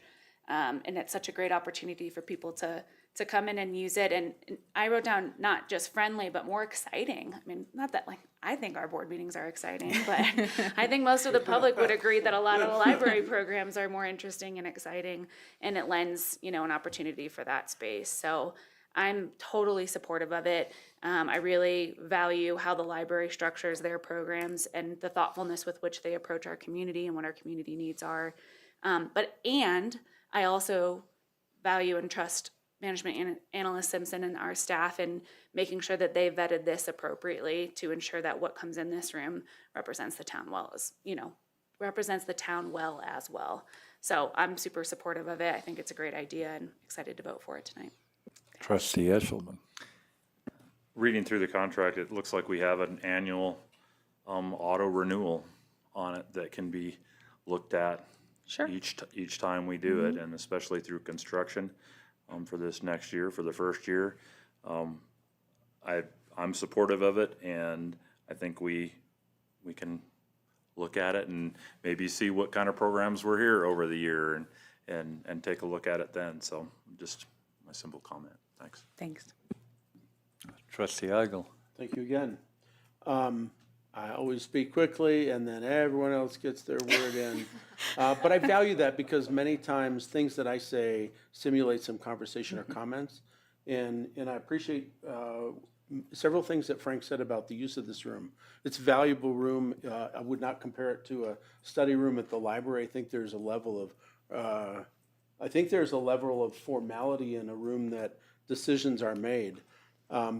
Had I had the extra information, Eric, that you just presented, and Kirby, that you said about stringent guidelines presenting both sides of an issue, intentionally selecting issues that were appropriate for this room, I would support it. And I would support it with that premise that this would be a great trial period while there's construction going on. And then Trustee Esselman brings up the one-year renewal. So I think that things are lining up, that this is something that I could support. And some of that I have to refer back to that original presentation that y'all did about the construction. There's a level of trust that the library has created with the community, and I think that's through delivering good programs. So when I preface my earlier comment about, because I trust you, I'll tell you what I really think about this, with the additional information that you've provided, I think that it would be reasonable to allow this use, and I would support it with that information, the other information that's been presented, and I think that we can do better things with this room, time-wise. And thank you for creating that trust that I can vote this way. Well, that being said, I would take a motion. I move for the approval of Resolution 72-26, Agreement for Facility Use with the Estes Valley Library. I second it. Mayor Pro Tem Hazelton moved to approve 7226. Trustee Eigel seconded. We shall vote.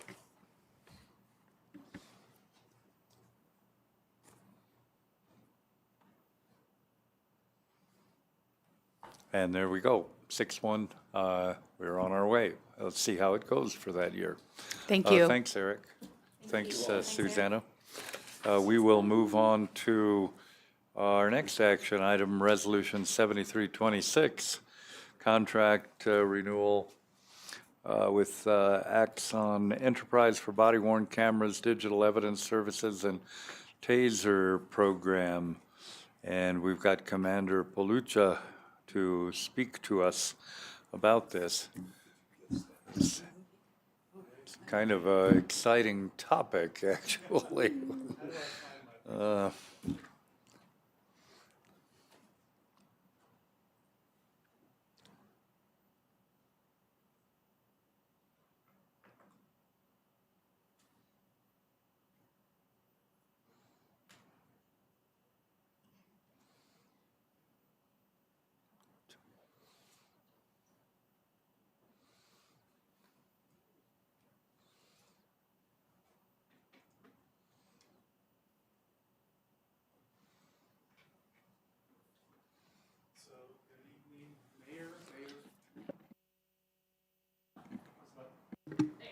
All right, now I'm on, okay.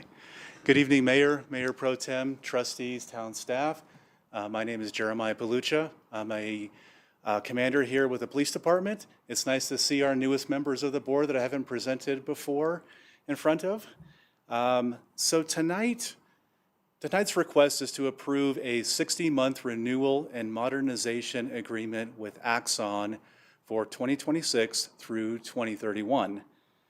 Tonight's request is about preserving the technology infrastructure that supports public trust, officer safety, evidence integrity, and legally compliant policing in Estes Park.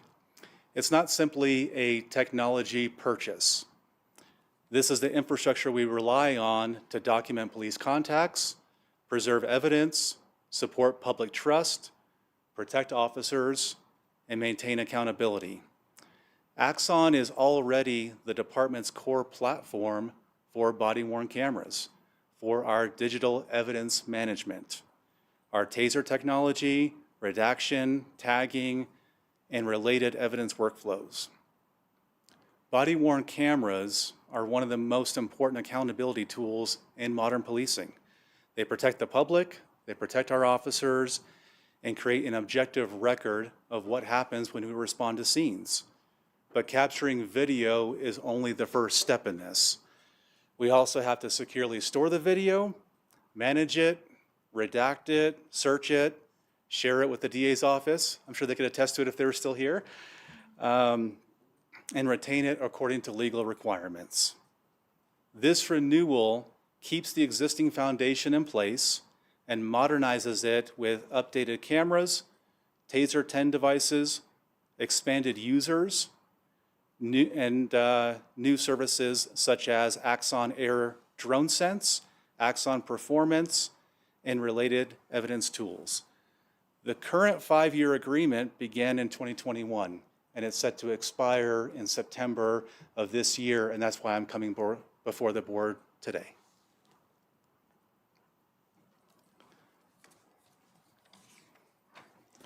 So when I put this presentation together, I'm verbose by nature, so I made it about 30-something slides, and then I got some feedback that I need to cull it down a little bit. So I culled it down, but I do have a lot to say, but I'll try not to keep you too long.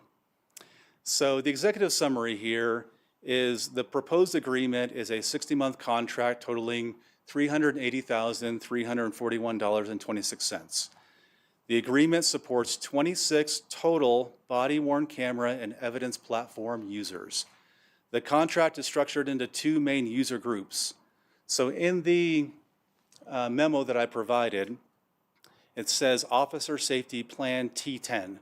Officer Safety Plan T10 includes body-worn cameras and TASER 10 devices for 24 employees. So we are authorized to employ 23 officers. But then we also have a code enforcement officer, and the code enforcement officer is also equipped with a body-worn camera and a TASER for her protection, so that's where we get the 24 from. The second user group, it's called OSP Unlimited No VR, and that includes body-worn cameras and Axon Evidence Platform access for 2 additional users, but not TASER 10 devices. So the rationale for this is one of the users is our professional services director. He is in charge of internal affairs. He's our media contact for the police department, and he needs access for auditing purposes and internal investigations. The other user would be a records technician that would be handling found property. One of the visions of the police department down the road, and this hasn't been approved yet, is to have an evidence custodian that is not a sworn police officer. And that could be in records, it could be another person, but that would be the other license at that time. So in plain language, 26 total users receive body-worn cameras and evidence platform access, but 24 receive both TASER and body-worn camera access. The additional coverage supports our current operational needs, including our field documentation needs, evidence handling, found property documentation, public information needs, internal review, and other operational assignments. But this agreement also adds additional tools that improve our workflow, our oversight, and evidence management, including Axon Air Drone Sense, Axon Performance, Redaction Assistant, Auto Tagging, and Axon Community Link. Actually, let me restate that. There are 2 new things that we're adding to this, which are Axon Drone Sense and Axon Performance, and 3 products that we want to continue that we had in the 2021 contract, which are Redaction Assistant, Auto Tagging, and Axon Community Link. So I'll start with the hardware. So Axon Body 4 is the most updated body-worn camera platform. In plain language, this is the camera that officers wear during police contacts. They document calls for service, traffic stops, police contacts, suspect contacts, complaints, use of force incidents, and other police activity. The Axon Body 4, and you can see up on the screen, it has 1080p resolution with a wide field of view. It has bidirectional audio. It has military-grade encryption for evidence integrity, and it has automated upload. So the way this camera works is when an officer responds to a call for service, then our dispatchers will log that call for service into their computer-aided dispatch, and it'll be assigned an incident number. And then the officer will go to the call, and by policy, they will activate their body-worn camera if there is an evidential reason for them to activate their camera, which is on almost all contacts. When they do that, all of the metadata information that is on the camera will be associated with the call for service. The case number will be associated for the call for service. And while they are on a call for service, supervisors and dispatchers can log into the camera and they can GPS locate where the officer is for safety reasons. And they can also live stream through the camera to get a POV vantage of what the officer is seeing. So where that comes into practice is if an officer is on a call for service, then our dispatchers will status check them to check and make sure that they're okay. You know, and it depends on what kind of incident it is, right? But like every 5 minutes, they'll say, "Hey, Officer A, are you okay?" "Yes, I'm okay," and they'll reply over the radio. But there are times when we're in places where there's not very good radio reception, or the officer has the radio turned down, or there's somebody yelling in the background, and they don't hear the dispatcher calling to check on their status. So in cases like that, dispatch can log in and say, "Hey, Officer A is located at this location, and I'm watching through their body-worn camera, and everything's okay with them." So you don't need to send the cavalry to go save them. Now, there are other reasons why we might want to do that too. So if an officer is on a call for service that involves a combative person, somebody that might have a weapon or is threatening others, a supervisor might want to log in and live stream the body-worn camera to see what the officer needs are. I mean, there are times when we get into foot pursuits with suspects, and according to dispatch, the call location is 170 McGregor, but now the suspect's off running, and pretty soon we're 3 streets over, and it's good for the supervisor to be able to log in and say, okay, this is what the officer is seeing, these are the needs that the officer has, and if that officer cannot ask for those resources themselves, then the supervisor can see what is needed and send those resources to them to help them. And then the third functionality would be pre-planned events. So pre-planned high-risk warrant services and things like this. So it's common for incident commanders to be in a command post, and they will live stream the officer's body cam and they can live stream several officers' body cams and put them on the big screen so that they can get real-time information about what they're seeing and what's happening so that they can make informed decisions about how to ensure the safety of everyone there and share information. Any questions about that? Okay. Commander, I'm already convinced. I don't know how much more of a presentation you have. I'm fully in favor. It's about $60K a year over a 5-year period. Obviously, the value is tremendous for safety for citizens, for safety for officers, everybody involved. But how much more do you have? I have a lot more, but I can make it more, I can abbreviate it for sure if you'd like me to. I'm ready to vote, but There's more than body cams here, so. I know. I'd like to hear some of the other There's stuff. digital evidence and there's tasers. And about the I'll move drones. faster, how about that? In my opinion, this alone is worth it. But All right, so the next hardware component is the TASER 10. We currently have the TASER Model 7. I don't know why they skipped Model 8 and Model 9, but now they have Model 10. Do you guys understand how tasers work? All right, so tasers are a little bit different than stun guns, right? So if you think of a stun gun, it causes pain by sending an electrical signal between two probes in one area of the skin, right? Whereas tasers, they send out probes in two different places usually, and then the way they act is they'll send electrical signals through those probes, and it interferes and creates neuromuscular incapacitation. So like the muscles in between those two probes seize up. So the person that was fighting, now they can't fight because they can't move their muscles in a coordinated way, right? They usually fall over. They usually can't even stand, right? Well, the TASER 10 takes things to the next level. So all of the current tasers in the previous series had 2 probes. The TASER 10 has up to 10 probes, but they shoot one at a time, and they shoot them at a higher velocity. So an officer can be more accurate with where they position the probes, plus their range is also up to 45 feet, whereas the previous one had a max range of 25 feet. So an officer can place a probe here, a probe down here, and then if it doesn't work, okay, let's try the other leg. Or in the case of aggressive wildlife like elk or bear, sometimes it takes 3 probes to get the job done. So it adds that extra functionality that the TASER 7 just doesn't have. Plus it provides extra safety for the officer that they can utilize this at a farther distance.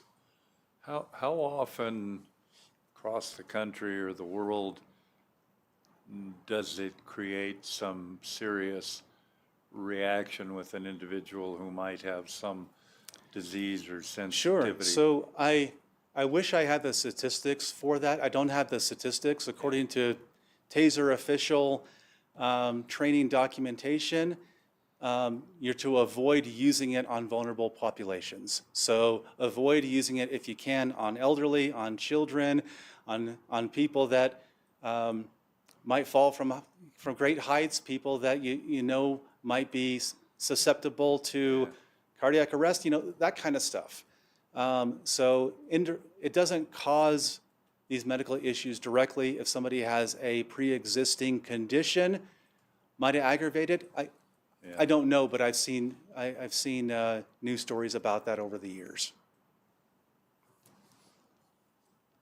All right. Any questions about And it TASER works 10? on a bear?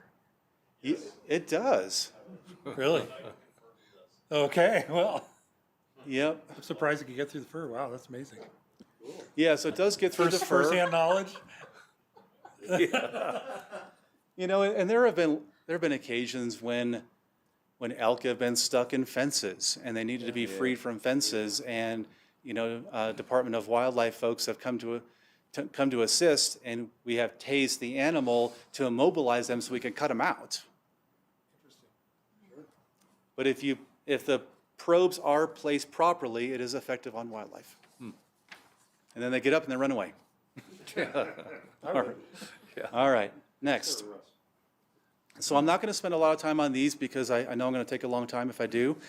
These are the 3 workflow efficiency features of Axon that we currently have from the 2021 contract that we want to continue in the new contract. The first is Redaction Assistant.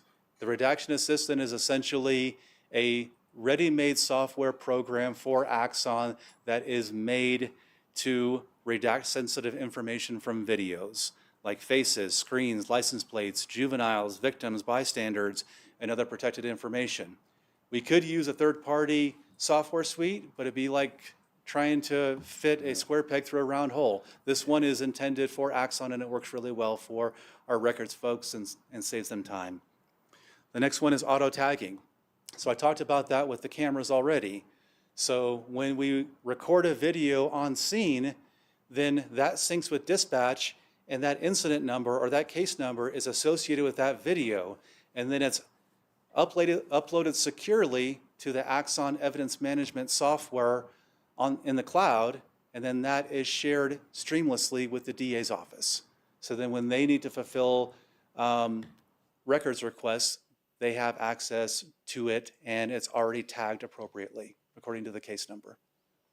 And it's the same thing with pictures. When we take pictures, they go straight to Axon as well. The last one is called Community Link.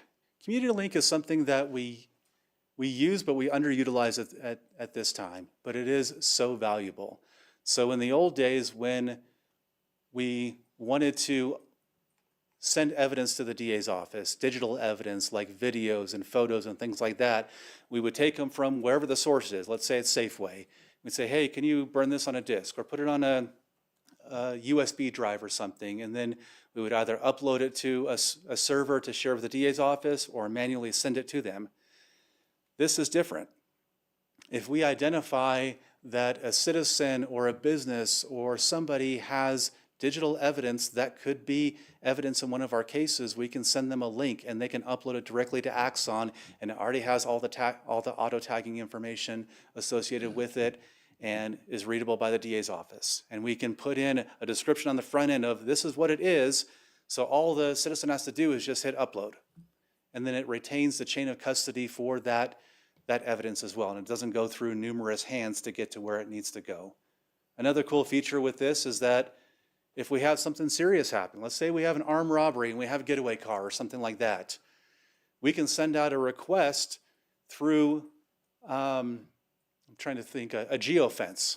Let's say it happens at this location. We can say, okay, any location within 3 miles, we want you to send a request to all of the Ring cameras within those 3 miles and ask for their videos to be shared from this date, from this time to this time, and it'll go straight to Axon. Kind of cool. So that's something we already have, but those are features that we want to continue. And then these are the 2 new features. Axon Air Drone Sense is the first one. Drones are public safety tools that are becoming indispensable for law enforcement agencies. They used to be a novelty that some agencies had and most didn't. Now they are essential tools that we use for tracking fugitives. We use them for getting a scene size up for a wildland fire. We use them for pre-planned special events. We use them for parades up here. We use them for all different kinds of things in all different kinds of areas. And this is not a request to purchase new drones. So Axon does offer that. They have a drone as first responder program that when a call comes out, the drone will go to the scene and give information. That's not what we're asking for. We already have 3 drones. We have DJI Matrix drones, a 3T and a 4T, and we have an interior drone. But the current drones that we have, the hardware is really great. The software, not so great. So the hardware and the software is made in China, which is fine. So the drones work well, but the software doesn't work awesome, and it doesn't integrate with our current evidence management software.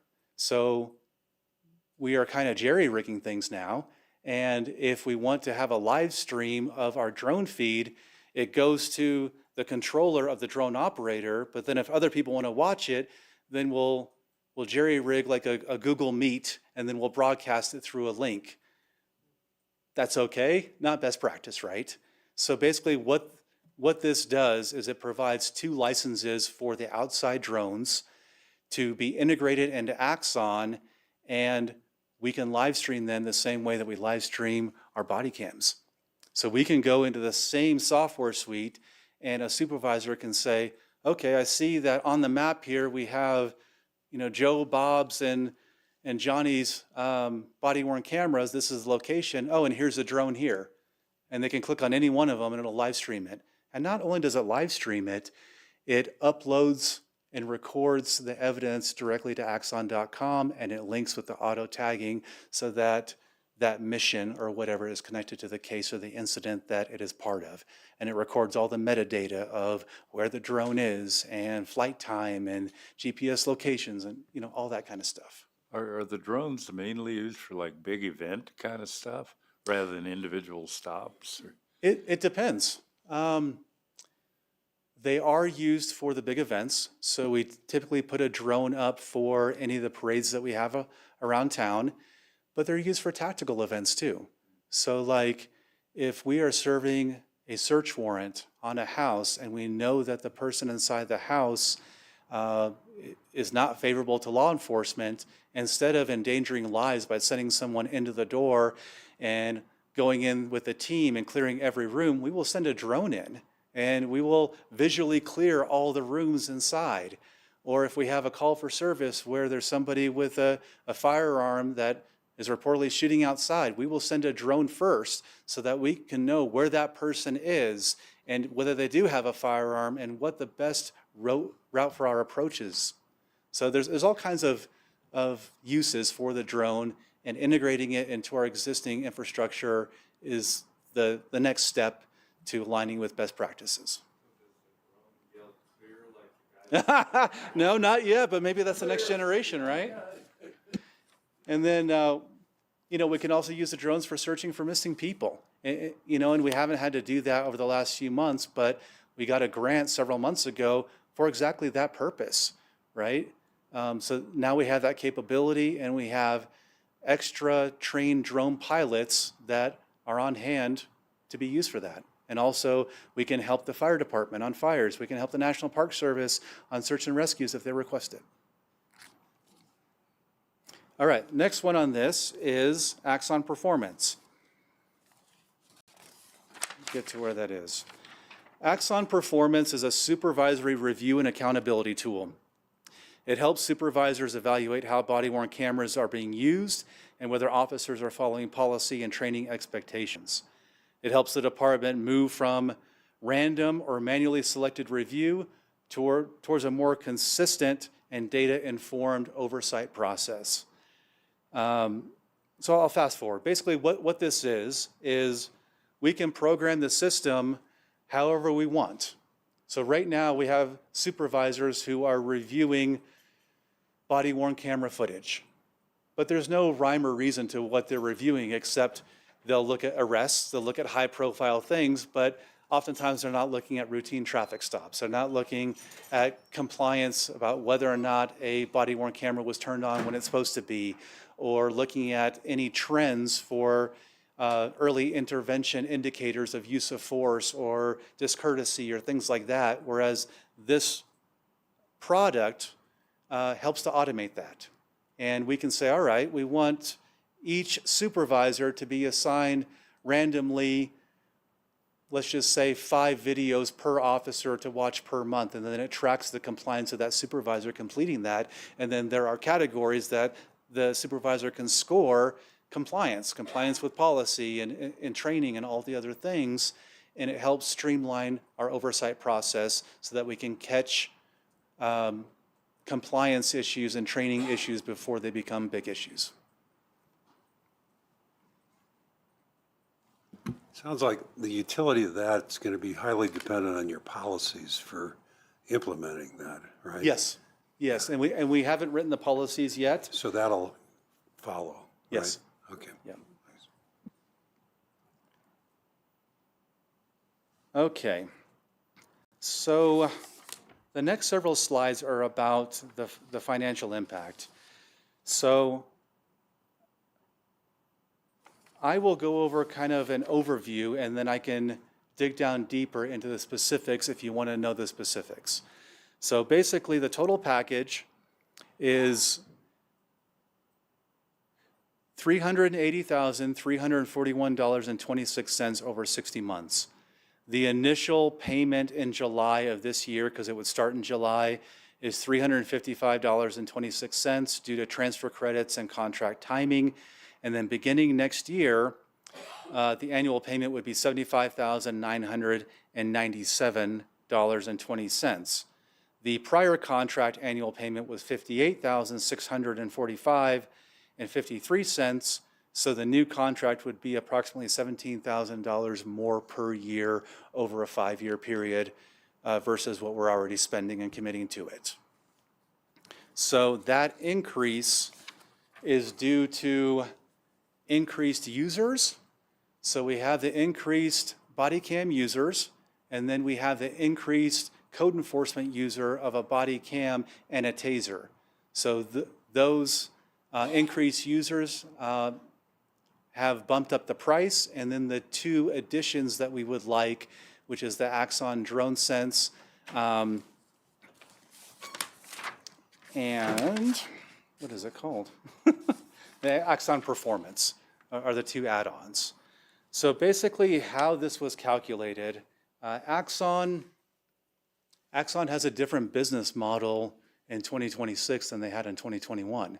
So some of the continuing services that we had in 2021, the workflow tools like Redaction Assistant, Auto Tagging, Community Link, those are all itemized now as separate services that they charge additionally for.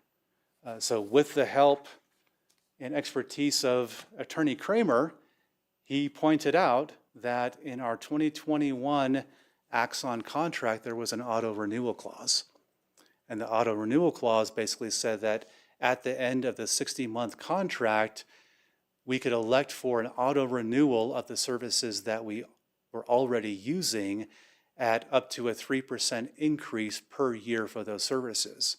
So we negotiated with Axon. They agreed to continue those services at a 3% increase per year, and then they added additional fees for the two enhancements. So the Axon Performance and the Axon Air Drone Sense at $32,233.80. So the additional users and the 3% increase and the addition of those two services are what brought us to $380,341.26. Does that make sense? I can go into more detail. I have the math written down that I can go over if you want to. So, and this is the slide that kind of talks about that too, and how it's detailed out with the workflow tools and how they charge individually for that now. But basically they averaged it all out, and we went to Axon and we're like, hey, the math basically says that this is what we should be paying. And they're like, okay, we'll do that, and we'll average it out among the years. So the prior agreement, $272,894, and the new proposed agreement, $380,341. So I tried to skip through a lot of the language that I had, but I'm happy to answer any questions that have come up. What questions do you all have for me? I have a question. Trustee Meredith. Yep. So a couple questions. I have a drone. I have a DJI drone. And you have 3 drones. They're 3 different types. And you're expecting the software to be able to integrate with all of those types of drones? So, not with all 3, with 2 of them. The so 2 DJIs you have? The DJI drones. So let me get to the drone part. And the other one's the internal? I don't know what brand that is, actually. I'm not a drone person, so I don't know that. But, all right. So Axon Air is the Axon product, and Drone Sense is a third-party product that integrates DJI with Axon. So that's the way it was explained to me, is that we pay the fee for Drone Sense, and then they use Drone Sense to transfer the data or have a bridge between DJI and Axon. Okay, so it's still controlled through the DJI platform? I think that the actual controller is, yes. Yeah. But then the management of the evidence goes through Axon, and viewing it goes through Axon except for the actual controls. What support does the program provide in terms of integration? What does it provide? So like from an IT perspective, what support does the Axon provide for integration of those platforms? Okay, for the drones especially? Because that's going to be a difficult one. And if you can't use the data, then why would be paid for? So it integrates the metadata that the drone already collects as far as, What support do they provide for the integration of those systems? Does Axon provide? okay, I'm trying to understand exactly how to Commander answer the Palucci, question. I believe the importance of having that is that it integrates with the evidence.com storage. It automatically uploads the flight telemetry, things that if there's a crime or evidence of a crime on that drone under its deployment, it's automatically going to integrate with our digital evidence storage, which the DA mentioned earlier he can access. Okay. So that integration right now, as Commander Palucci mentioned, we're having to do it manually. So we get the drone, we have all the data, we have to pull the data off the drone and upload it into the service that we use to interface with the DA's office. Is that correct?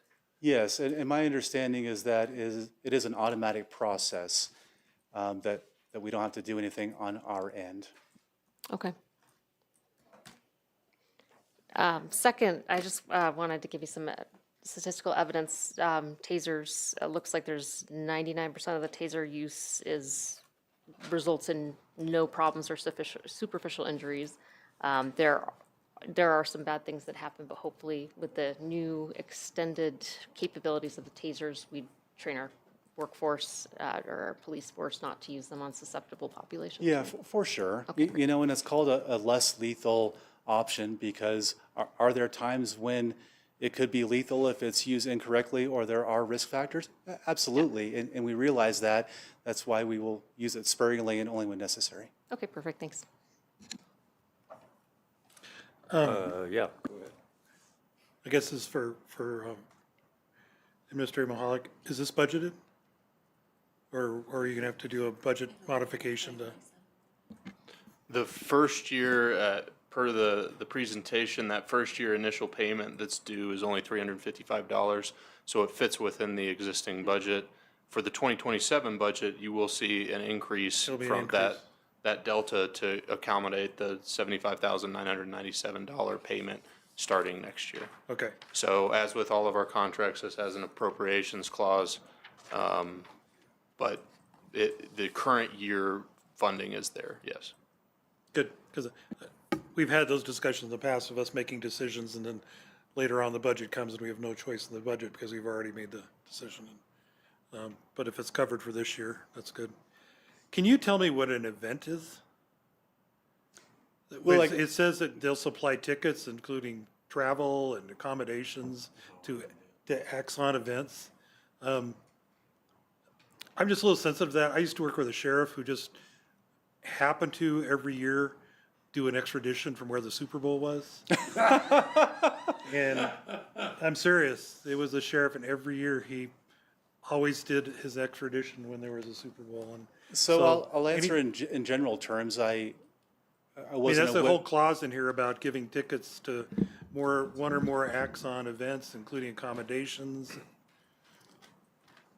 and travel and. I did not ask clarification questions about that clause of the contract. Based upon my experience, it's rare that we would send any of our employees to conferences that are out of the state, but if there is something local and we can staff without them and there's not a financial impact, then we would send them to those sorts of events. My guess is that it's probably conferences and national trade shows and things like that they're talking about, but you can speak more about it. Yeah, Trustee Lancaster, that raised my eyebrow too. Ultimately, we had enough to negotiate with them and we were up against a deadline for renewal. I decided not to make an issue of it. No matter what the contract says, we're still governed by the gift ban. That's what I was gonna ask about. This would cover that. Yeah, and we're gonna have to follow that regardless. The contract doesn't create any exception to the gift ban. We still have to exercise our judgment. Yeah, maybe they'll have them in Grand Island, Nebraska or something. You know. I know, it kind of smelled funny. If it was training, it'd be one thing, but you'd think they would have spelled out transportation and coverage for training, but it's not. It says for tickets and travel and accommodations and, okay, it just doesn't pass the smell test. So the 5-year contract seems like we're paying for that equipment over 5 years primarily is how it works. Is there gonna be automatic updates to the software included in that? And I'm assuming no hardware updates during that period as far as cameras or tasers as part of the contract goes through. So Attorney Kramer, correct me if I'm wrong, but this is a renewal of the 2021 contract, right? Yes, it's a renewal with amendments. So the 2021 contract for body-worn cameras, there was an initial issue of body-worn cameras and a camera refresh on year 3, a second camera refresh on year 5, and then for the multi-bay docks, there was a refresh on year 3 and a refresh on year 5, and then the TASER 7 devices, they were issued on year 1. They were warranted for 4 years, but due to the contract, they were extended for the entire 5-year contract, but they were not replaced. So there is update on the equipment then, it sounds like as well. There's update on the body-worn cameras, but the TASER devices are not, they don't come out with models very often. So I think that the way it's going to go is we'll have the TASER 10 for the duration of those 5 years, and if anything breaks, then we'll return it, and they'll also provide software upgrades. And at the end of that 5 years, I'm assuming all the hardware goes back to them. Or do we have the ability to pass it on to another department that may be in need? Trustee Eshelman, I think practically speaking, the odds are that we're going to have some further renewal with further amendments at the end of the 5 years. It's probably not going to come to a hard stop. Sure. But that normally is the case as they get refreshed and all that, they just I roll don't think into we're under any Axons. obligation to return it, but at the same time, they kind of have you between a rock and a hard place, and that if you're going to retain the hardware but not have the software, then that's not aligned with best practices, right? Right. I'm confident they're retaining plenty of bargaining chips to make sure that they will have what they need at the end of the 5 years too. Sure. And my final question is I'm just curious if anybody's willing to see a demonstration by somebody on this board of the TASER 10. It kind of sounds like you volunteered. I I'm think just it should throwing that out actually be there. it sounds like the youngest person on the board that, He said he wouldn't tase an elderly person. I feel safe. Me too. Thank you. I was a little confused by the 3% and the 75,000. Is it 75,000 a year fixed, or does it go up by 3%? After this year, it's fixed. Okay. So, So the 3% entered into how you got to the 75,000? Yes. Got it. Yes. Okay. I'm going to refer to and ask a question about Attachment C, Section 3 in a minute. But first, I appreciate how quickly the police department is able to deploy their drones, that they have good training, they have a good working relationship with other districts. They have been effective, quick, and as far as we can tell, it's been helpful with search and rescue, with fire department operations, finding victims or looking for victims related to car crashes. So that has been developed into a system that's reliable and a valuable asset, I think, to the whole community. So I think the grant looking for missing people is legitimate. People end up missed, they walk away. That will be used someday. My question with that is, when you talk about being able to live stream and share the video from a drone, where can that be shareable? Can that be shared with other agencies? Would they have to come to the command post? Operationally, how does that sharing work? that is a great question that I don't have the complete answer to. So right now, our agency is the only agency that has access to view our body-worn cameras and drones unless we extend the permissions. I think that there probably is a way under certain circumstances to temporarily extend permissions, for instance, an officer-involved incident. But I think that by default, it is restricted to our agency. And I would guess that's related to the number of licenses. Reading through this, it's very specific about Yes. how many people are involved. So logistically, I hope that something will work out to use that. So when I go back to, my questions about future year commitment was answered. Who will wear the cameras? Thank you for answering that already. The last question I have is about, we talked about license plate readers and digital image management, retention policies, guidelines that govern that. When we look at this attachment C in section number 3, it talks about the content that's collected during the course of these operations. And it puts the ownership on the customer, the town of Estes Park. And the town is responsible for the uploading, sharing, managing, and deleting customer content. Are there police department you're not on the hotspot here because they know. Are there policies in place that govern the retention, deletion, use, or sharing of data that's collected by body-worn cameras, by license plate readers, or any other digital image collection within the town of Estes Park? Does that exist yet? I know we're talking about The it. police department has body-worn camerage retention policies. Okay. There are also retention policies set by state statute in the municipal records retention schedule regarding the use of license plate reader data and how that data is used and shared. Right now, we only have guidelines that came through during the discussion about paid parking in 2019, 2020. That is on Director Greer's list to bring forward a formalized policy for town board consideration at the public level that governs how that license plate reader data is used. Right now, that license plate data is the mobile PEEP 2.0 now. It looks a little different than PEEP 1.0. But as you all know, we've talked about those license plate readers at the entrance to public town lots. There are currently private lots with license plate readers, not in the town's bailiwick. Right. But before we pilot a town fixed license plate reader in a town parking lot, we would bring that policy accompanying any pilot program to the board. That policy will come forward soon, regardless of whether we choose to pilot a fixed stationary license plate reader for parking operations and how they're using, collecting, retaining, and sharing license plate data. So I recognize this goes off subject just a smidgen, and there are also fixed readers at the parking garage, is that correct? Yes. Okay, so we're gonna come up with a policy to talk about that. With regard to this data, the way it's used and that we own it, there are policies that exist. Is that available to understand what that is? After this meeting, I would like to see that in. Sure thing. We can follow up with the details on those retention policies relative to the body-worn camera footage. Okay, I think it's germane in that this outlines that we have to, currently it's a hot issue, so I appreciate that attention. And I think it sounds like a good program. Thank you.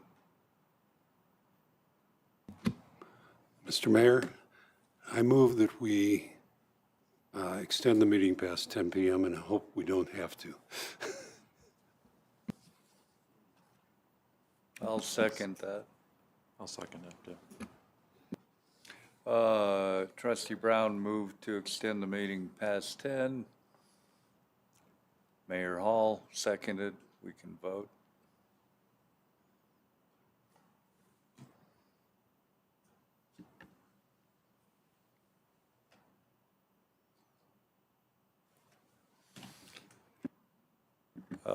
I move that we approve 7326.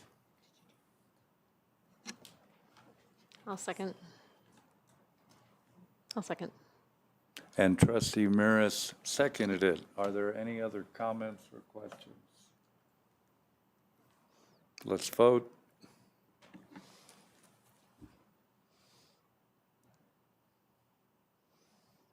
Yay. Thank you. Well, thanks, Commander.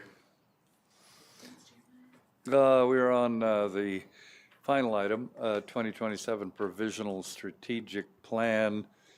I'd expect about 90 minutes on this, right, Travis? So, Mayor Hall, this is the second time I've presented this to you because the first time we were missing a few goals. Yeah. My error, I'm not sure how that happened. I went through line by line, made sure everything was incorporated. I did want to specifically call out robust economy, goal 5B. That was the topic of discussion last time. Right. That I went back, reviewed the recording. I did not get a sense of direction from the town board, so that remains unchanged as it was after your strategic planning session. With that, I'm happy to answer any questions you might have. This is the 2027 Provisional Strategic Plan for your consideration. Questions? Comments? Is there any public comment on this? You're the public. Sounds good to me. Yeah. Okay. Well, in that case, I'll take a motion. Mayor, I would motion to approve the 2027 Provisional Strategic Plan as it's been presented. I'll second that. Trustee Eigel moved to approve. Trustee Eshelman seconded, and we can vote.